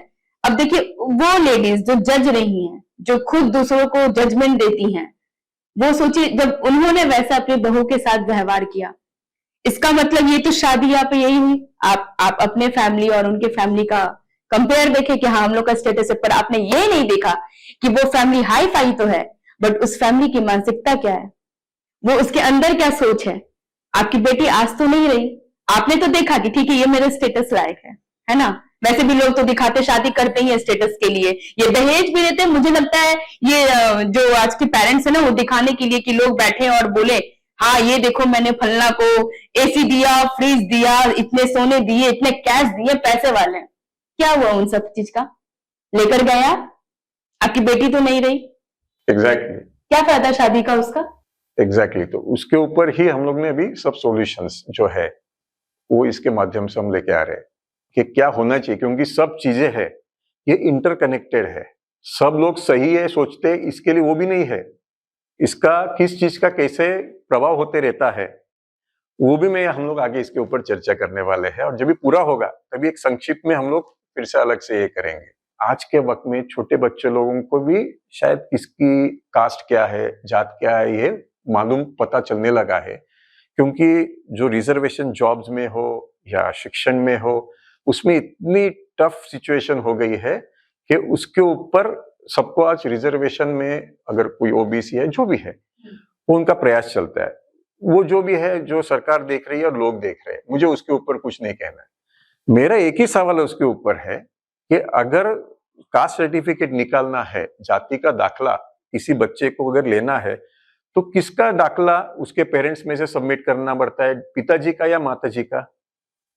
पिताजी का। ये भी देखिए इधर भी असमानता है। आज एक महिला, उसके ही पति दोनों है, उनके दोनों के बच्चे हैं, लेकिन अगर जाति का दाखला सबमिट करना है उस बेटों के जाति का दाखला लेने के लिए तो पिताजी का ही सबमिट करना पड़ता है। पिता का खानदान क्या है। एक मुझे एक 2 महीने पहले की एक किस्सा न्यूज थी पेपर में, जहां पे एक महिला ने सुप्रीम कोर्ट तक जाके झगड़ के उसका जाति का दाखला एक्सेप्ट करने को लगाया। लेकिन एक सोचिए सुप्रीम कोर्ट तक जाना कितना खर्चा है, इतना टाइम तो छोड़ो, चलो कोई करेगा, लेकिन हर एक के लिए, बहुत लोगों के लिए पॉसिबल नहीं है सुप्रीम कोर्ट तक जाना। एक छोटे कोर्ट में ही थक जाते हैं। तो ये लेडी लेकिन जीत पे थी और वो सुप्रीम कोर्ट तक गई और उसने लिया। क्यों ये सब करना पड़ता है? इसका भी इम्पैक्ट बेटियों पे होता है कि सब कुछ हमारे डैडी का ही चलता है, पुरुष ही श्रेष्ठ है और सरकार बोलती है हम समानता का, सब इक्वालिटी है। हमारा संविधान ने बहुत प्रयास तो किया है आज समानता लाने के लिए, लेकिन ये विचारों में जब तक नहीं आता है तब तक हम लोग को इसका तकलीफ होते रहेगी। सिर्फ ये स्त्री पुरुष का विषय नहीं है जो मैं बोल रहा हूं, कोई स्त्री मुक्ति संगठन ने भी कुछ विषय लिए रहेंगे। मेरा विषय बार बार एक ही पॉइंट पे आ रहा है कि पुरुष और स्त्री ये दोनों मिलके ही मानवता को आज प्रगत राह पे ले जा सकते हैं, जिसकी वजह से हमारी जो आगे की जो पीढ़ियां है वो सुख वस्तु और सुखमय जीवन कंपैरेटिवली उपभोग ले सकती है। तो अगर हम यहीं पे अटक रहे हैं तो कैसे हम आगे का सोच सकते हैं? तो इसके लिए वो जाति का दाखला भी बहुत अहम है उसमें भी। जैसे आपने बोला कि पुरुष और स्त्री दोनों को लेकर चलना चाहिए, दोनों को अपना 50-50 देना चाहिए, तभी हमारा प्रगति होगा। लेकिन अभी भी बहुत सारे लोग हैं, अरे तुम क्या करोगी, स्त्री हो, क्या कहां तक जाओगी, क्या कर सकती हो, इतना नहीं सोच पाओगी। इतना अंडर एस्टिमेट क्योंकि स्त्री के पास इतनी बुद्धि नहीं होती है, इतने सोचने की इतने थिंक नहीं होते, सोच नहीं पाते, इतना ह्यूमर सेंस नहीं होता। ऐसे कैसे आप सोच लेते हैं पहले? देखिए, मैंने अभी बताया था थोड़े वक्त पहले, परिपक्वता और बैलेंस माइंडसेट, संतुलित मानसिकता हमारे पास लोगों को पता ही नहीं इसका अर्थ। परिपक्वता सिर्फ नाम, उसका अर्थ पता नहीं है, शब्द पता है। संतुलित मानसिकता शब्द पता है, उसका अर्थ पता नहीं है। और जब भी आप कोई संतुलित व्यक्तिमत्व मिलते हैं, परिपक्व व्यक्तिमत्व मिलते हैं, आपको अच्छा लगता है। ये जो भी कह रहे हैं ना, ये इमैच्योर, ये जो भी ऐसा कह रहे हैं, ये इमैच्योर या अपरिपक्व लोग हैं। अभी देखिए, जब भी वो घर में बच्चा रहता है, कभी भी पेरेंट्स, समझो लड़का है, 2 मिनट के लिए हम लोग ये चर्चा चल रही है, अगर कोई लड़का है, सब लड़के एक समान मार्क्स लेके आते हैं क्या? नहीं आते। लेकिन अगर कोई लड़का जो शुरुआत चौथी है, 5वीं 6वीं में इतना कुछ अच्छा नहीं पढ़ रहा है, तो होप्स छोड़ देते हैं क्या पेरेंट्स? नहीं नहीं, इससे मैं बेस्ट करवा लूंगा। हम लोग ने कितने सब स्टोरीज देखे हैं कि जहां पे माओ ने उस बेटे को खींच खींच के बराबर एक उम्र के बाद बहुत मेहनत की और उसको आगे लेके आई। ये तो हमने स्टोरीज सोचे। मैंने अभी बताया था कि जो पुरुष है वो हजारों सालों से इवॉल्व हो रहा है, महिलाएं 150 साल से अभी इवॉल्व हो रही है। पोटेंशियल वही है ब्रेन का। उस जैसे एक पेरेंट्स, वो पिताजी हो या माँ हो, उस बेटे से उससे बेस्ट निकलवाने को देखते हैं, पूरा प्रयास देके, वैसे हम सबका करते हुए है कि जो बेटियां हैं उनमें भी थोड़ा कम ज्यादा हो, उनका पोटेंशियल है, ये गारंटी है। और पोटेंशियल को कैसे हम लोग उस पोटेंशियल को रिजल्ट तक पहुंचा, ये हर एक का करते हुए, ना कि ये सोचने कि ये समझता नहीं, वो समझता नहीं है। जिस व्यक्ति को मानसिकता समझे, देखो हम एक शब्द बार बार एक सेंटेंस सुनते हैं, कभी गुस्सा आता है, इरिटेट हो जाते हैं, मानसिकता बदलनी चाहिए लोगों की। ये स्टेटमेंट आपने सुना है? ट्रैफिक में देखा, ये मानसिकता बदलनी चाहिए। देखिए, हम जब ये सेंटेंस यूज करते मानसिकता बदलनी चाहिए, तो मैं पूछता हूं उन लोगों को, मुझे मानसिकता एक्सप्लेन कीजिए। बोलते हमको पता नहीं। तो बोलता हूँ, ये जो शब्द आप यूज करें, मानसिकता बदलनी चाहिए, इसके बदली में आप ये वाक्य वहां पे बोलो, मानसिकता समझनी चाहिए। जिस दिन हम मानसिकता समझने लगेंगे, हमारी ये पूरी मानवता में काया पलट आप देखेंगे, ये गारंटी। तो ये समझना जरूरी है। और मानसिकता जैसे हम समझने लगेंगे तो उसके बहुत सिंपल पहलू है। देखिए, इलेक्ट्रिसिटी में हम देखते हैं कि पॉजिटिव और निगेटिव रहता है, बराबर है। कभी आप पॉजिटिव को निगेटिव नहीं कर सकते हो, राइट? पॉजिटिव और निगेटिव है। लेकिन जब भी आप सभी आपके रिश्तेदार, फ्रेंड से बात करते हैं, तो अच्छाई और बुराई की व्याख्या हर सबकी अलग है। तो कैसे हम एक्सपेक्ट कर सकते हैं इस समाज में सिमिलरिटी? व्याख्या अलग है। उनको लगता है सही करके वो कर रहे हैं, लेकिन हमको दिखता है वो गलत है। तो फिर हम कैसे रोड पे आ सकते हैं, सही रोड पे? तो उसका उत्तर मानसिकता है, क्योंकि मानसिकता में सकारात्मक नकारात्मक के लिए अलग है ही नहीं है। वो इलेक्ट्रिसिटी जैसा पॉजिटिव निगेटिव है। तो जिस वक्त हम ये मानसिकता पे आएंगे, हमारे पास बार बार देखिए बड़े बड़े कवि सम्मेलन होते हैं, बड़े बड़े साहित्य सम्मेलन होते हैं, काफी आंदोलन मैंने देखे कि जहां पे शुद्ध भाषा के ऊपर बहुत उत्तेजित होकर सबने बात की है, शुद्ध भाषा होनी चाहिए। मैं कहता हूं शुद्ध भाषा, ये कम्युनिकेशन, भाषा ये कम्युनिकेशन का साधन है। सामने जो व्यक्ति है उसको उसका अर्थ समझना जरूरी है, इसलिए शुद्ध भाषा जरूर हो सकती है, लेकिन उसके पहले शुद्ध मानसिकता होनी चाहिए। इसके ऊपर बात करो। लेकिन काफी लोगों को पता है, हर एक को पता है वो व्यक्ति कितने पीछे है, इसके लिए शायद डरते हैं मानसिकता इस विषय आगे लाने के लिए। लेकिन मैं बार बार कहता हूं, और अभी भी इस वक्त कहता हूं, कि किसी को ये सुनते समय भी शायद गिल्ट फीलिंग हो सकता है। मेरा फिर से यही कहना है कि मैंने भी जैसे गलतियां की थी, एक मोड़ के ऊपर मुझ में भी चेंजेस हो गए, मेरी भी सोच में फर्क गिर गया, मैं एक्सेप्ट कर रहा हूं। वैसे ही आज तक चलो आपकी सोच थी, इसके आगे तो अगर आप फिर से वही बर्ताव करेंगे तो गलती है। आज तक हुआ क्योंकि इग्नोरेंस भी था, लेकिन ignorance is the biggest crime भी बोलते हैं। लेकिन ठीक है, एक इग्नोरेंस था, अज्ञान था, लेकिन इसके आगे अगर आपको पता है फिर भी बर्ताव कर रहे हैं, तो शायद वो गलती है। शादी यानी क्या है इसका मतलब सर? शादी हम जो भी कहते हैं, तो मेरा एक वाक्य है, शादियां जुड़ती है व्यवहार पे, लेकिन टिकती या टूटती है मानसिकता पे।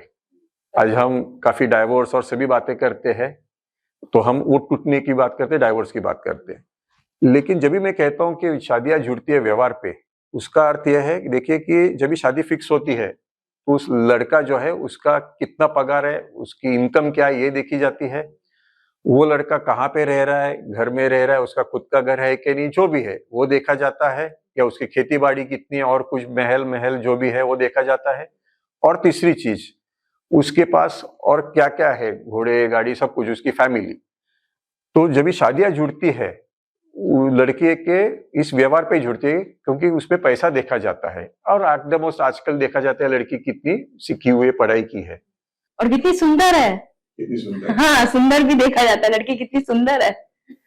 तो अगर देखा तो ये हम लोग मानसिकता की अगर बात करते हैं तो एक बार शादी हो गई तो दोनों के अंडरस्टैंडिंग के ऊपर ही शादी हो जाती है, टिकती है। आगे वो कितने खुश है उनकी मानसिकता के ऊपर डिपेंड होता है। और अगर उनपे कोई बात बिगड़ती है वो भी मानसिकता के ऊपर बिगड़ती है। तो मेरा ये सवाल है कि अगर शादी व्यवहार पे जुड़ती है, मानसिकता पे टिकती है या टूटती है, तो जुड़ती क्यों नहीं मानसिकता पे? अगर मानसिकता पे ये शादी जुड़ती है तो सोने पे सुहागा, रोज आप स्वर्ग में है ये फीलिंग लेके ही आप जी सकते हैं। इतना बढ़िया जीवन आगे हो सकता है। ये छोटी सी सोच के ऊपर भी कितना ये जो शादी का प्रवाह है, प्रवास है, ये बहुत आनंददायी होता है। देखिए हम इंसान जो है ना, वो दो चीज के लिए ही हम पूरा जीवन हमारा मैं नहीं कहूंगा व्यर्थ, हम जीते हैं, एक आनंद के लिए और समाधान के लिए। और कोई भी व्यक्ति अगर बाहर भी जाता है, बाहर वो बिजनेस कर रहा है, जॉब कर रहा है, उसमें कुछ भी तकलीफ है, उसको ये लगता है जैसे मैं घर में जाऊं तो मुझे घर में सुकून होना चाहिए, क्योंकि वो रिपेयरिंग टाइम रहता है। और जिस स्पाउस जो भी है, वो हस्बैंड हो या वाइफ हो, वो जब भी एक दूसरे के पास आते हैं तो उनको एक सूदिंग फीलिंग होना चाहिए कि पूरे दिन भर की थकान निकल गई, मस्त लग रहा है। और मैं एकदम इजी एग्जांपल में बोलता हूँ, देखिए हमें कभी भी हमारे जो कोई फास्ट फ्रेंड बोलते हैं ना, तो कभी भी ऐसा लगता है फास्ट फ्रेंड को जाके कभी मिलूं मैं, कुछ महीनों के बाद हो, कुछ दिनों के बाद, कुछ घंटों के बाद भी हो। कितना अच्छा लगता है फास्ट फ्रेंड को मिलने को, क्योंकि वहां पे मैच हो रहे विचार। तो हर एक को वही करना है। कि काफी लोगों को लगता है कि नहीं हमको इतना दहेज मिल रहा, हमको शादी करनी है। एक बात समझ लिए, रोज का दिन सिर्फ लेडी के लिए नहीं, उस हस्बैंड के लिए भी डिफिकल्ट होता है अगर उनका मैच मेकिंग सही नहीं है तो। और इसका इम्पैक्ट उनके हेल्थ पे होता है। आज हम कहते हैं कि बुजुर्ग एज होने के बाद बहुत हेल्थ की इश्यूज आ गए, तो मेरा ये सर्वे है कि अगर वो हस्बैंड वाइफ उनका मैच मेकिंग बराबर नहीं है तो उसका इम्पैक्ट हेल्थ पे होके उसके इश्यूज आते हैं। तो ये दहेज लेना या मिसमैच होना, इसकी कितनी बड़ी कीमत सिर्फ हमारे मानसिकता के ऊपर नहीं, लेकिन हमारे शरीर के ऊपर भी हमको कितनी उसका रिपरकशंस होते हैं। तो उसका कंसेप्ट क्लियर है कि नहीं, यही एक सवाल आता है। मैं आज तक इतने प्रोग्राम्स में गया हूँ एज अ चीफ गेस्ट, 500-600 भाषण हो गए हैं, लेकिन मुझे बार बार जब भी भाषण देता हूँ, लोगों को मिलता हूँ, तभी एक सवाल भी मैं ऑडियंस को पूछता था कि आप सुखी है कि नहीं घर में। तो कोई जवाब नहीं देता था मुझे। एक प्रोग्राम में पूछा, नहीं मिला, समझ सकता हूँ, 500-600 में नहीं मिल रहे। तो मेरे इसके ऊपर ध्यान काफी देने लगा कि एक्चुअली कहाँ से हो रहा है। हम फैमिली की बात करते हैं तो शादी तक आ गए। देखिए शादी यानी एक्चुअली दो फैमिलीज एक साथ आना, इतना ही है। ना कोई लड़की इस घर से उस घर जाती है, दो फैमिलीज एक साथ आते हैं और उसको हम शादी कहना चाहिए। अब देखिए कि अगर हम लोग को ये हमने कहा कि महिलाओं का आगे का जो प्रवाह है, प्रवास है, प्रगति है, ये अगर हम लोग को फ्लो करना है तो एक ही चीज पे ध्यान देके नहीं होने वाला। ये सब इंटरकनेक्टेड सब चीजें हैं। हम अगर बोलेंगे शादी यानी यहाँ से वो वहां जाती है, फिर कन्यादान उसके लिए ये जरूरी है, उसके लिए पैसा देना जरूरी, ये सब चालू रहता है। एक्चुअली शादी में दो अगर फैमिलीज एक साथ आते हैं तो फिर किस ढंग से आते हैं ये हम आगे चर्चा करेंगे। लेकिन ये समझना सबको जरूरी है कि कोई ऊपर नहीं और नीचे, कोई ऊपर नहीं कोई नीचे नहीं है। क्योंकि शादी में ज्यादातर हम देखते हैं कि जो लड़के वाले हैं वो ऊपर, और जो लड़की वाले वो बहुत संभाल के लेते हैं, नाराज ना हो जाए लड़के वाले, वो उधर से वो बारात लेके आ रहा है, घोड़े पे आ रहा है, बिल्कुल तेवर में, और हम एकदम लड़के वाले तेवर में। मुझे ये नहीं समझा आज तक क्या तीर मार के आ गए उधर, वो मुझे आज तक नहीं समझा है। कभी कभी डर लगता है कोई पिन लगा दे घोड़े को तो और उछलेगा वो। लेकिन ये जो प्रथा है कि ये इधर आते हैं उसको लेके जाते हैं, फिर शादी अगर फिक्स हो रही है तो लड़की वालों के यहाँ पे होती है, फिर वो लड़के वालों की इंतजाम करना है। और जैसे आपने बात की कि काफी रूरल एरियाज में या शहरी एरियाज में भी बहुत कुछ देना पड़ता है, फॉर्च्यूनर हो या मोटरसाइकिल हो। मैं एक किस्सा इसमें ऐड करता हूँ। मैं बीच में एक टैक्सी से गया था एक जगह पे, और जैसे मैं वहां पे पहुंच गया, मुझे कुछ जो भी 106 रुपए ऐसा कुछ तो देने थे। तो मैंने वो टैक्सी ड्राइवर को बताया कि आप मुझे वो QR कोड दीजिए, मैं स्कैन करके पेमेंट करता हूँ, जो हम लोग रोज करते हैं ट्रैवल कर रहे हैं। तो उसने बताया नहीं आपको कैश देनी पड़ेगी। मैंने बताया क्यों यार? बोले नहीं मेरे पास वो पुराना फोन नोकिया है, जो भी है फोन है। बोला देखिए आज का तो टाइम स्मार्टफोन का है, हाँ कम ज्यादा पैसे हो और जगह पे आप बचाइए, लेकिन ये तो बेसिक बिजनेस है, इसमें आपको स्मार्टफोन चाहिए क्योंकि हर एक को पेमेंट करना है। मैं नहीं, मेरे बाद और कोई बैठेगा। 106 रुपीज मेरे पास छुट्टी नहीं है आज भी। आज काफी लोग कैश भी नहीं कैरी कर रहे। बोला साहब आप सही बोल रहे, मेरे पास स्मार्टफोन होना चाहिए था, जो था भी। अभी मेरी बेटी की शादी हो गई। मैंने बताया अच्छा आप कहाँ के हो? बोले कि मैं हूँ यूपी साइड का हूँ। मेरी अभी बेटी की शादी हो गई, और उसमें वो लोगों ने मुझे नियरली 4-5 लाख के सब चीजें मांगी थी, वो तो देनी ही पड़ी मुझे। उसके बाद शादी का खर्चा था। अच्छा ये होने के बाद भी मोबाइल भी मांगा उन्होंने, तो मैंने नया मोबाइल लड़के को लेके दिया। उसके बाद बोले नहीं आपकी बेटी के पास भी स्मार्टफोन होना चाहिए। तो मेरे पास जो स्मार्टफोन था वो मैंने बेटी को दिया, तो मेरे पास अभी है ही नहीं कुछ भी। अभी देखिए कि ये अगर वस्तु स्थिति है, ये क्यों होती है? क्योंकि बेटी के वालों को शादी करके देनी है। जब भी हम इस कंसेप्ट पे आते हैं कि शादी यानी दो फैमिलीज एक साथ आना, ये आनंद का प्रवाह है, ये खुशी का प्रवाह है। शादी यानी कोई ऐसा कहते हैं कि दुख की बात है, लेकिन ये दुखी ही करके जाता है एक साइड वालों को, ये कभी कोई चर्चा नहीं करता है। जब भी उसने मुझे एक बताया तो भी मुझे ध्यान में आया कि ये कितना गहरा है। तो मैंने कहा अरे आपने देना नहीं चाहिए था इतना सब खर्चा। बोलते साहब आप कहाँ पे हो? आप मुंबई में हो, आपको क्या पता उधर यूपी बिहार में एक भी शादी दहेज बिना होती नहीं है। मेरी बेटियों की शादी कैसे होगी? तो ये दुर्भाग्य तो बात है, लेकिन एक पुरुष होने के नाते मुझे इतना शर्मनाक लगता है कि ये पुरुष कैसे कहे इन लोगों को कि जो दहेज तो मांगते हैं और इतनी उनको भीख लगी है।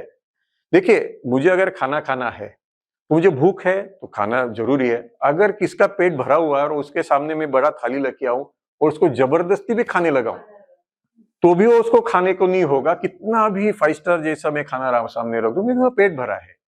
तो एक्चुअली इनको भीख लगी है क्योंकि उनके पास कुछ नहीं है। तो मेरा यही है कहना कि पहली बात ऐसे बेटियों की यहाँ ऐसे मानसिकता के लोगों के साथ शादी नहीं करनी चाहिए, एक बात।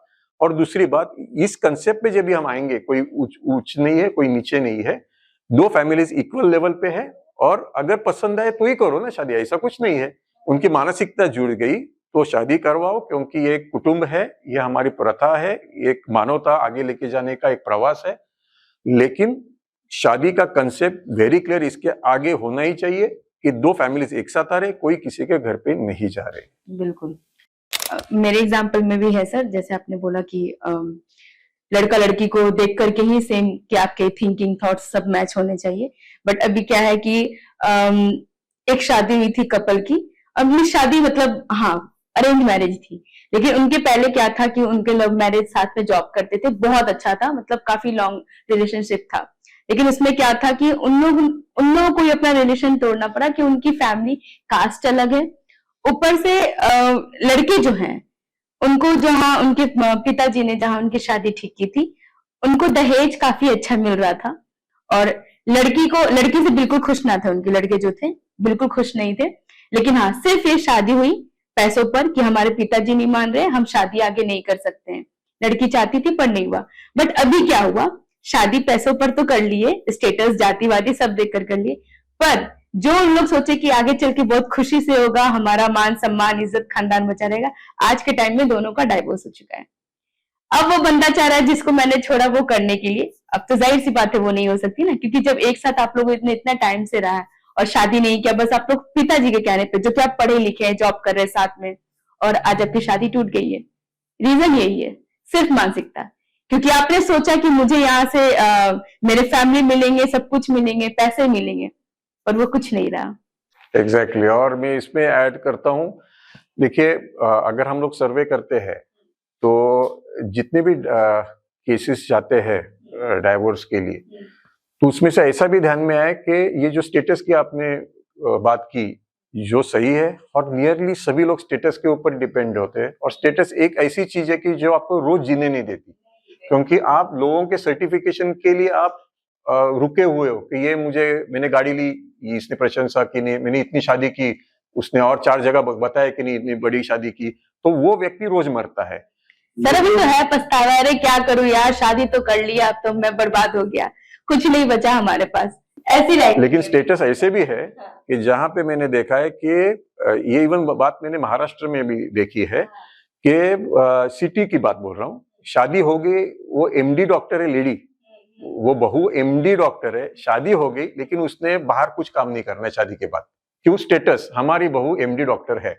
आप सोचिए कि इसमें एक सीट वेस्ट हो गई, उस लड़की का टाइम वेस्ट हो गया, पैसा पेरेंट्स का वेस्ट हो गया क्योंकि प्रैक्टिस कर नहीं रही, और सबसे इंपॉर्टेंट वो आज एक ब्रिलियंट ब्रेन जो है ना, जिसका उपयोग इस मानवता को आगे लेके जाने के लिए उपयुक्त हो सकता था, वो वहीं पे रुक गया और मानवता वहीं पे रुक गई। ये ध्यान में नहीं आता है ऐसे सास ससुर या इन लॉज को। ये भी ऐसे एग्जांपल है हमारे रिलेटिव में, डेंटिस्ट डॉक्टर है, सब कुछ अपना क्लिनिक वगैरह था उनका, सब कुछ किया, पर अभी शादी हो गई, सब कुछ मिल गया, उन्होंने क्लिनिक वगैरह सब बंद कर दिया। तो क्यों ही इतना पढ़ाई करना, डॉक्टरी बनना, और फिर आप आज काम नहीं कर रहे हो। एग्जैक्टली अभी बहुत सारे मतलब ऐसे सवाल होते हैं सर लोगों के मन में कि ये love marriage, arrange marriage, love marriage के कंपेयर अरेंज मैरिज ज्यादा टिकती है, आपका इसमें क्या कहना है? देखिए, हमको पहले समझना चाहिए लव मैरिज क्या और अरेंज मैरिज क्या है। जो ओपन चीज है, लव मैरिज में ऐसा होता है कि लड़का लड़की एक दूसरे को जानते हैं और फिर उनके घर पे बताते हैं, और ये 3 ऑप्शन से उसमें हो सकते हैं। एक प्रोबेबिलिटी क्या है कि आइदर दोनों के पास से ऑपोजिशन हो सकता है, दूसरा प्रोबेबिलिटी है दोनों के पास से हाँ भी हो सकता है, तीसरा प्रोबेबिलिटी है आइदर किसी घर से ऑब्जेक्शन हो सकता है। यूजुअली लव मैरिज में थोड़ा तकलीफ होता ही है, शायद हमारे रीति रिवाज सोच इसके ऊपर से कम्युनिटी में शादी होनी चाहिए, सब इश्यूज की होने की वजह से ज्यादा करके ऑपोजिशन होता है। शहर में शायद कम होता रहेगा, शहरों में जो ग्रामीण भाग है उसमें आज भी थोड़ा तकलीफ दिखती है इस बारे में। अभी लव मैरिज में जब भी शादी होती है उसके बाद अगर डिस्प्यूट्स कुछ हो जाते हैं दोनों में, लड़का या लड़की में, तो क्या होता है, और डिस्प्यूट्स अगर बहुत बढ़ गए, पहले एक दूसरे में वो सॉल्व करने को देखते हैं, उनके कोई फ्रेंड्स इन्वॉल्व हो जाते हैं क्योंकि पहले से कोई कॉमन फ्रेंड रहते हैं, लेकिन उससे भी नहीं होता है तो उसमें और बढ़ के वो सोचते हैं, अभी अपने घर वालों से बात करने जाते हैं कि अभी बहुत ही एक्सट्रीम हो गया, अभी रहने को भी डिफिकल्ट हो रहा है एक दूसरे के साथ। लड़का अपने घर जाता है, लड़की अपने घर वालों से बात करती है, तो समझ लो कि पहले ऑब्जेक्शन था दोनों के घर वालों से शादी के लिए, फिर हाँ भी बोल दिया, चलो बच्चे लोग बोल रहे करेंगे, और उसके बाद ये सिचुएशन आ गई कि दोनों का नहीं जम रहा है और अपने अपने घर में बात करने आए हैं। तो तभी अभी लड़के वाला है, लड़का घर पे आ गया है, तो पिताजी बोलते हैं तुझे बोल ही रहा था, तुझे वो उसमें बहुत हीरोइन लग रही थी, वो उसके सिवा जम नहीं रहा था, हर आधे घंटे में वो चैटिंग चल रहा है, फोन चल रहे, रात रात तक फोन चल रहे, क्या देखा तुमने, कभी बोल रहे थे, अभी तू वही अभी आके इधर रो रहा है तू। नहीं, फिर ठीक है, वो बात होती रहती है, ठीक है बोलते चिंता मत कर, हम लोग बराबर से ये सब करेंगे। बराबर लड़की भी जाती है अपने घर वालों के पास, वो भी बोलते हैं तुझे तो एकदम वो पूरा हीरो ही लग रहा था, एक्टर वगैरह, क्या स्मार्ट, और ये वो सब, उसके जैसा दूसरा कोई नहीं, हम तो कुछ भी नहीं थे तेरे सामने, और ये सब ब्ला ब्ला सब चलता है। अब लड़कियों के लिए भुगतो, लड़कियों के लिए स्पेशल भुगतो। लेकिन फिर भी शहर की एक एग्जांपल पकड़ेंगे कि ठीक है, बोलते कि ठीक है जो हो गया, अभी ठीक है हम इसमें से निकालेंगे रास्ता, चलो ठीक है आप सेपरेट हो ही रहे, हम लोग देखेंगे, चिंता मत करो, अभी तू घर पे आ गई है, लेकिन नेक्स्ट टाइम सुनने का हम जो बोल रहे हो। तो क्या होता है, दोनों सेपरेट हो जाते हैं और अपने अपने रास्ते पे लगते हैं। हाँ, हो सकता है कि कोई उसमें इश्यू है तो थोड़ा डिस्टर्बेंस हो जाता है उसमें। अभी अरेंज मैरिज में क्या होता है, उसमें दो फैमिलीज की बातचीत होती रहती है। कोई तो एक बुजुर्ग जो है वो माध्यम रहते हैं और इधर उधर बात करते करते ये दो उनका मैच मैचिंग हो जाता है, लेकिन उसमें फैमिलीज का रोल ज्यादा होता है। तो धूमधाम से शादी होती है, सब कुछ होता है। और आजकल तो एंगेजमेंट भी बड़े बड़े होने लगे, उसके बाद शादियां वो सब। तो उसके बाद ये ऐसा हो जाता है कि जब भी उनमें डिस्प्यूट्स हो जाते हैं, उसके बाद क्या होता है कि डिस्प्यूट्स होने के बाद स्टार्टिंग को दोनों निभाने देखते हैं। कोई तो वो लड़का शायद अपने घर में बोलता है, किसी को तो मम्मी को बोलेगा देखो ये ऐसे कर रही है, और घर में दिखता ही है झगड़े वगैरह हो रहे, क्योंकि ज्वाइंट फैमिली रहती है। धीरे धीरे बढ़ता है, फिर वो मायके किसको तो फोन करती है, देखो नहीं तो अभी मैं नहीं रह सकती हूँ, नहीं तो मैं जान दे दूंगी, इतना तकलीफ हो रहा है, नहीं तो चलो पुलिस स्टेशन जाएंगे, ऐसा कुछ तो होता है। फिर ऐसा होता है कि दोनों के जो बीच में एक माध्यम रहता है पहले भी, और कुछ बुजुर्ग लोग, फिर ये लोग उनको इन्वॉल्व करते हैं। तो कोई तो बड़े बुजुर्ग इन्वॉल्व हो जाते हैं, बिठाते हैं दोनों को। लड़कियों को भी थोड़ा वो सिखाने जाते हैं, क्या रे तू करता धरता इस घर का, तू मेन है, ऐसे होता है क्या? ठीक है, वो थोड़े उसकी जबान तीखी है, बोली रहेगी, तो डायरेक्टली थोड़ी ऐसा एकदम देने का कि हमको अभी डाइवोर्स लेना है, ऐसा कुछ नहीं चलता है। उसको भी बोलेंगे लड़की को, क्या यही तेरे पे संस्कार हो गए क्या कि अपनी सास को ऐसे उल्टे जवाब देती है, अपने जो हस्बैंड है उसको ऐसे जवाब देती है, यही सिखाया क्या तुझे मायके में वगैरह? ऐसा कुछ बोल बिल के दोनों फैमिलीज रहते हैं और शांत करते हैं और उनको डाइवोर्स तक नहीं जाने देते हैं, कोशिश करते हैं कि और एक साथ आ जाए। लेकिन मेरा ये सवाल है, क्या वो खुश हुए क्या? ऐसे कितने हैं फैमिलीज, कितने हस्बैंड वाइफ है कि जिनको अरेंज मैरिज में ऐसे ही कुछ बुजुर्ग लोगों ने एक साथ रख के, क्योंकि समाज रहता है और समाज का भी प्रेशर रहता है, ऐसे शादियों में एक साथ रखा है, लेकिन पूरे लाइफ लॉन्ग घुटन से होती रहती है और उसका इम्पैक्ट फिर से अपने हेल्थ पे होते रहता है, और उसके लिए उनपे हेल्थ के ऊपर काम करना पड़ता है, क्योंकि शुगर बढ़ गई, ये हो गया, वो हो गया, हार्ट के प्रॉब्लम्स हो गए, और हम उसको सिर्फ मेडिकली देखते हैं। ये ध्यान में नहीं आता कि वो पूरे घुटन में चल रहे थे इतने साल। लेकिन बाहर के लोगों को लगता है कि देखिए हमने उनको डाइवोर्स नहीं करवा के दिया, एक्चुअल वो उनका रोल था ही नहीं, वो अलग लोगों का रोल था, वो आगे हम चर्चा करेंगे ही। और इसके लिए जब भी ये कंपैरिजन आता है, लव मैरिज अरेंज मैरिज, दोनों में सबसे इंपॉर्टेंट चीजें है कि वो खुश कैसे रहे, उनका जो शादी होने का जो प्रक्रिया है चूज करने का, वो कैसे अप्रोप्रिएट है, वो सबसे इंपॉर्टेंट है, ना कि ये कंपेयर करना कि लव मैरिज सक्सेसफुल है कि अरेंज, क्योंकि डेटा कभी आपको नहीं बता सकता वो कितने खुश है। शायद सेपरेट होके खुश हुए रहेंगे और शायद एक साथ रह के वो घुटन में रह के शायद पूरी उनकी जिंदगी ऐसे उदासीन में गई रहेगी। और हम जब इंसान करके हम लोग ने जन्म लिया है, वो उदासीन रहने के लिए नहीं, खुश और समाधान रहने के लिए। एक सफल शादी के लिए आवश्यक क्या है सर, इसे एक्सप्लेन करिए। देखिए, शादी यानी हमने कहा दो फैमिलीज एक साथ आना, दो मन एक साथ आना। अभी ऐसा है कि शादी जब भी फिक्स होती है ना, उसकी एक प्रक्रिया है जिसको हम प्री मैरिज काउंसलिंग कहते हैं। अभी देखा गया तो हमने थोड़ा वक्त पहले बात की कि शादियां फिक्स होती है व्यवहार पे, लेकिन टिकती है या टूटती है मानसिकता पे। तो जुड़ती क्यों नहीं? अगर हमको मानसिकता पे शादियां जुड़वानी है तो उसके लिए प्री मैरिज काउंसलिंग जरूरी है। अब इसमें ऐसा होता है कि ये काउंसलिंग कौन करते हैं? तो मैरिज काउंसलर्स रहते हैं, जो क्लिनिकल साइकोलॉजिस्ट हो सकते हैं, जो क्वालिफाइड है एजुकेशन लेके, जो हमारा करिकुलम रहता है, जैसे हम साइंस आर्ट्स कॉमर्स करते हैं, तो आर्ट्स में भी साइकोलॉजी बहुत अहम सब्जेक्ट है, बहुत इंपॉर्टेंट सब्जेक्ट है, तो ये क्वालिफाइड रहते हैं मैरिज काउंसलर्स। तो ये जब भी प्री मैरिज काउंसलिंग के टाइम पे जब भी उनके पास हम जाते हैं, अप्रोच होते हैं, तो वो हमारा स्वभाव जो है ना, वो बराबर कैच करते हैं। यानी क्या, देखिए हम यूजुअली क्या करते हैं, पत्रिका देखते हैं शादी के वक्त। पत्रिका देखो नहीं देखो ये एक अलग बात हो गई, वो उनके ऊपर है। यहाँ पे मैं कहना चाहता हूँ कि आप प्री मैरिज काउंसलिंग बहुत जरूरी है, करना ही है हर शादी के पहले, बहुत जरूरी है।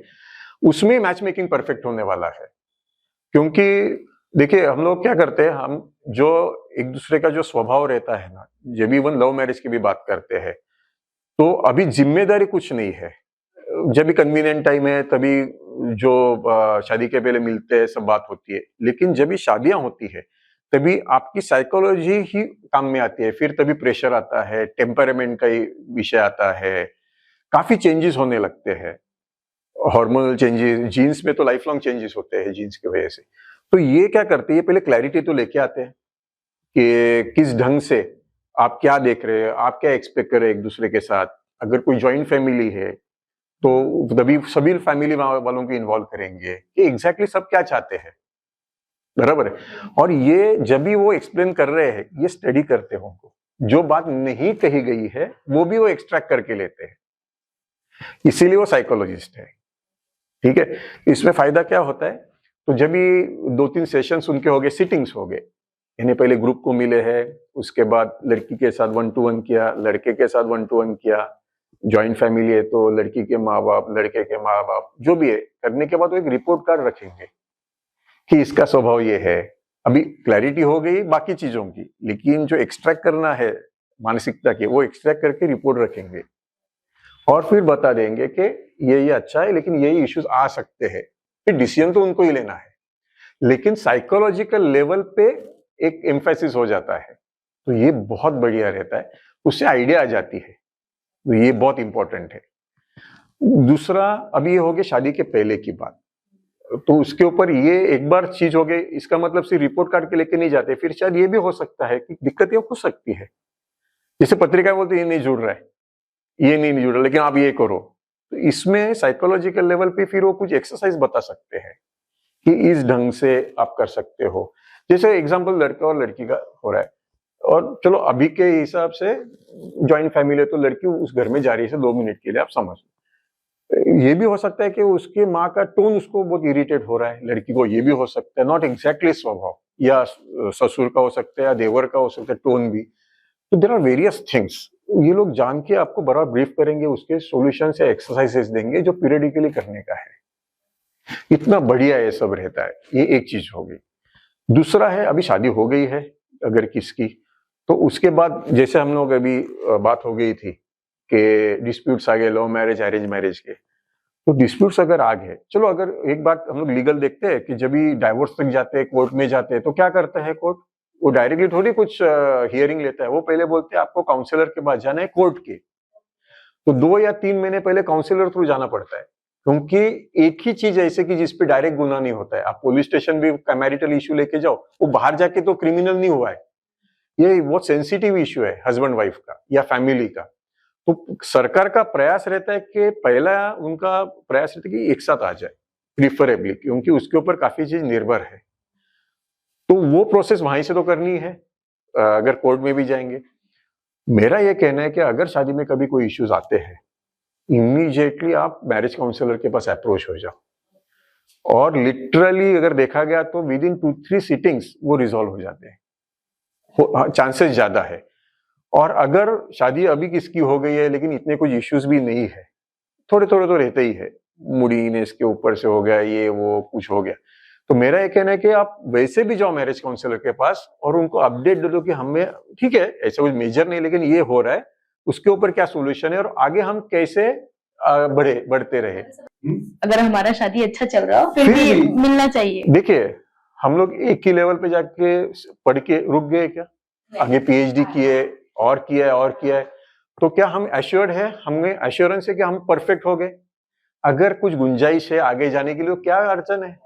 तो अगर किससे सुन सके जो क्वालिफाइड है इस क्षेत्र में, बाकी तो लोग बोलते ही रहते हैं अरे ऐसा करो वैसा करो, लेकिन जो इसमें क्वालिफाई हो गए हैं साइकोलॉजी में, उसमें भी अलग अलग है वो मैं बता दूंगा, लेकिन मैरिज काउंसलर उसमें से क्वालिफाइड लोग हैं, इन्होंने इतने साल पढ़ाई की उतने, और अगर जो भी सीनियर है इस क्षेत्र में, उन्होंने तो 20-20 साल ऐसे जो काउंसलिंग के सेशंस हैंडल किए हैं, रिजॉल्व किए। कि एग्जांपल आपको देता हूँ, मेरे एक दोस्त जो मर्चेंट नेवी, हम जब भी बोलते हैं ना यूजुअली मानसिकता की बात आती है तो लोग मुझे कहते हैं कि ज्यादा पढ़े तो मानसिकता और अच्छी हो जाएगी लोगों की, और हम कहते हैं कि education is important but it has no relation with mentality.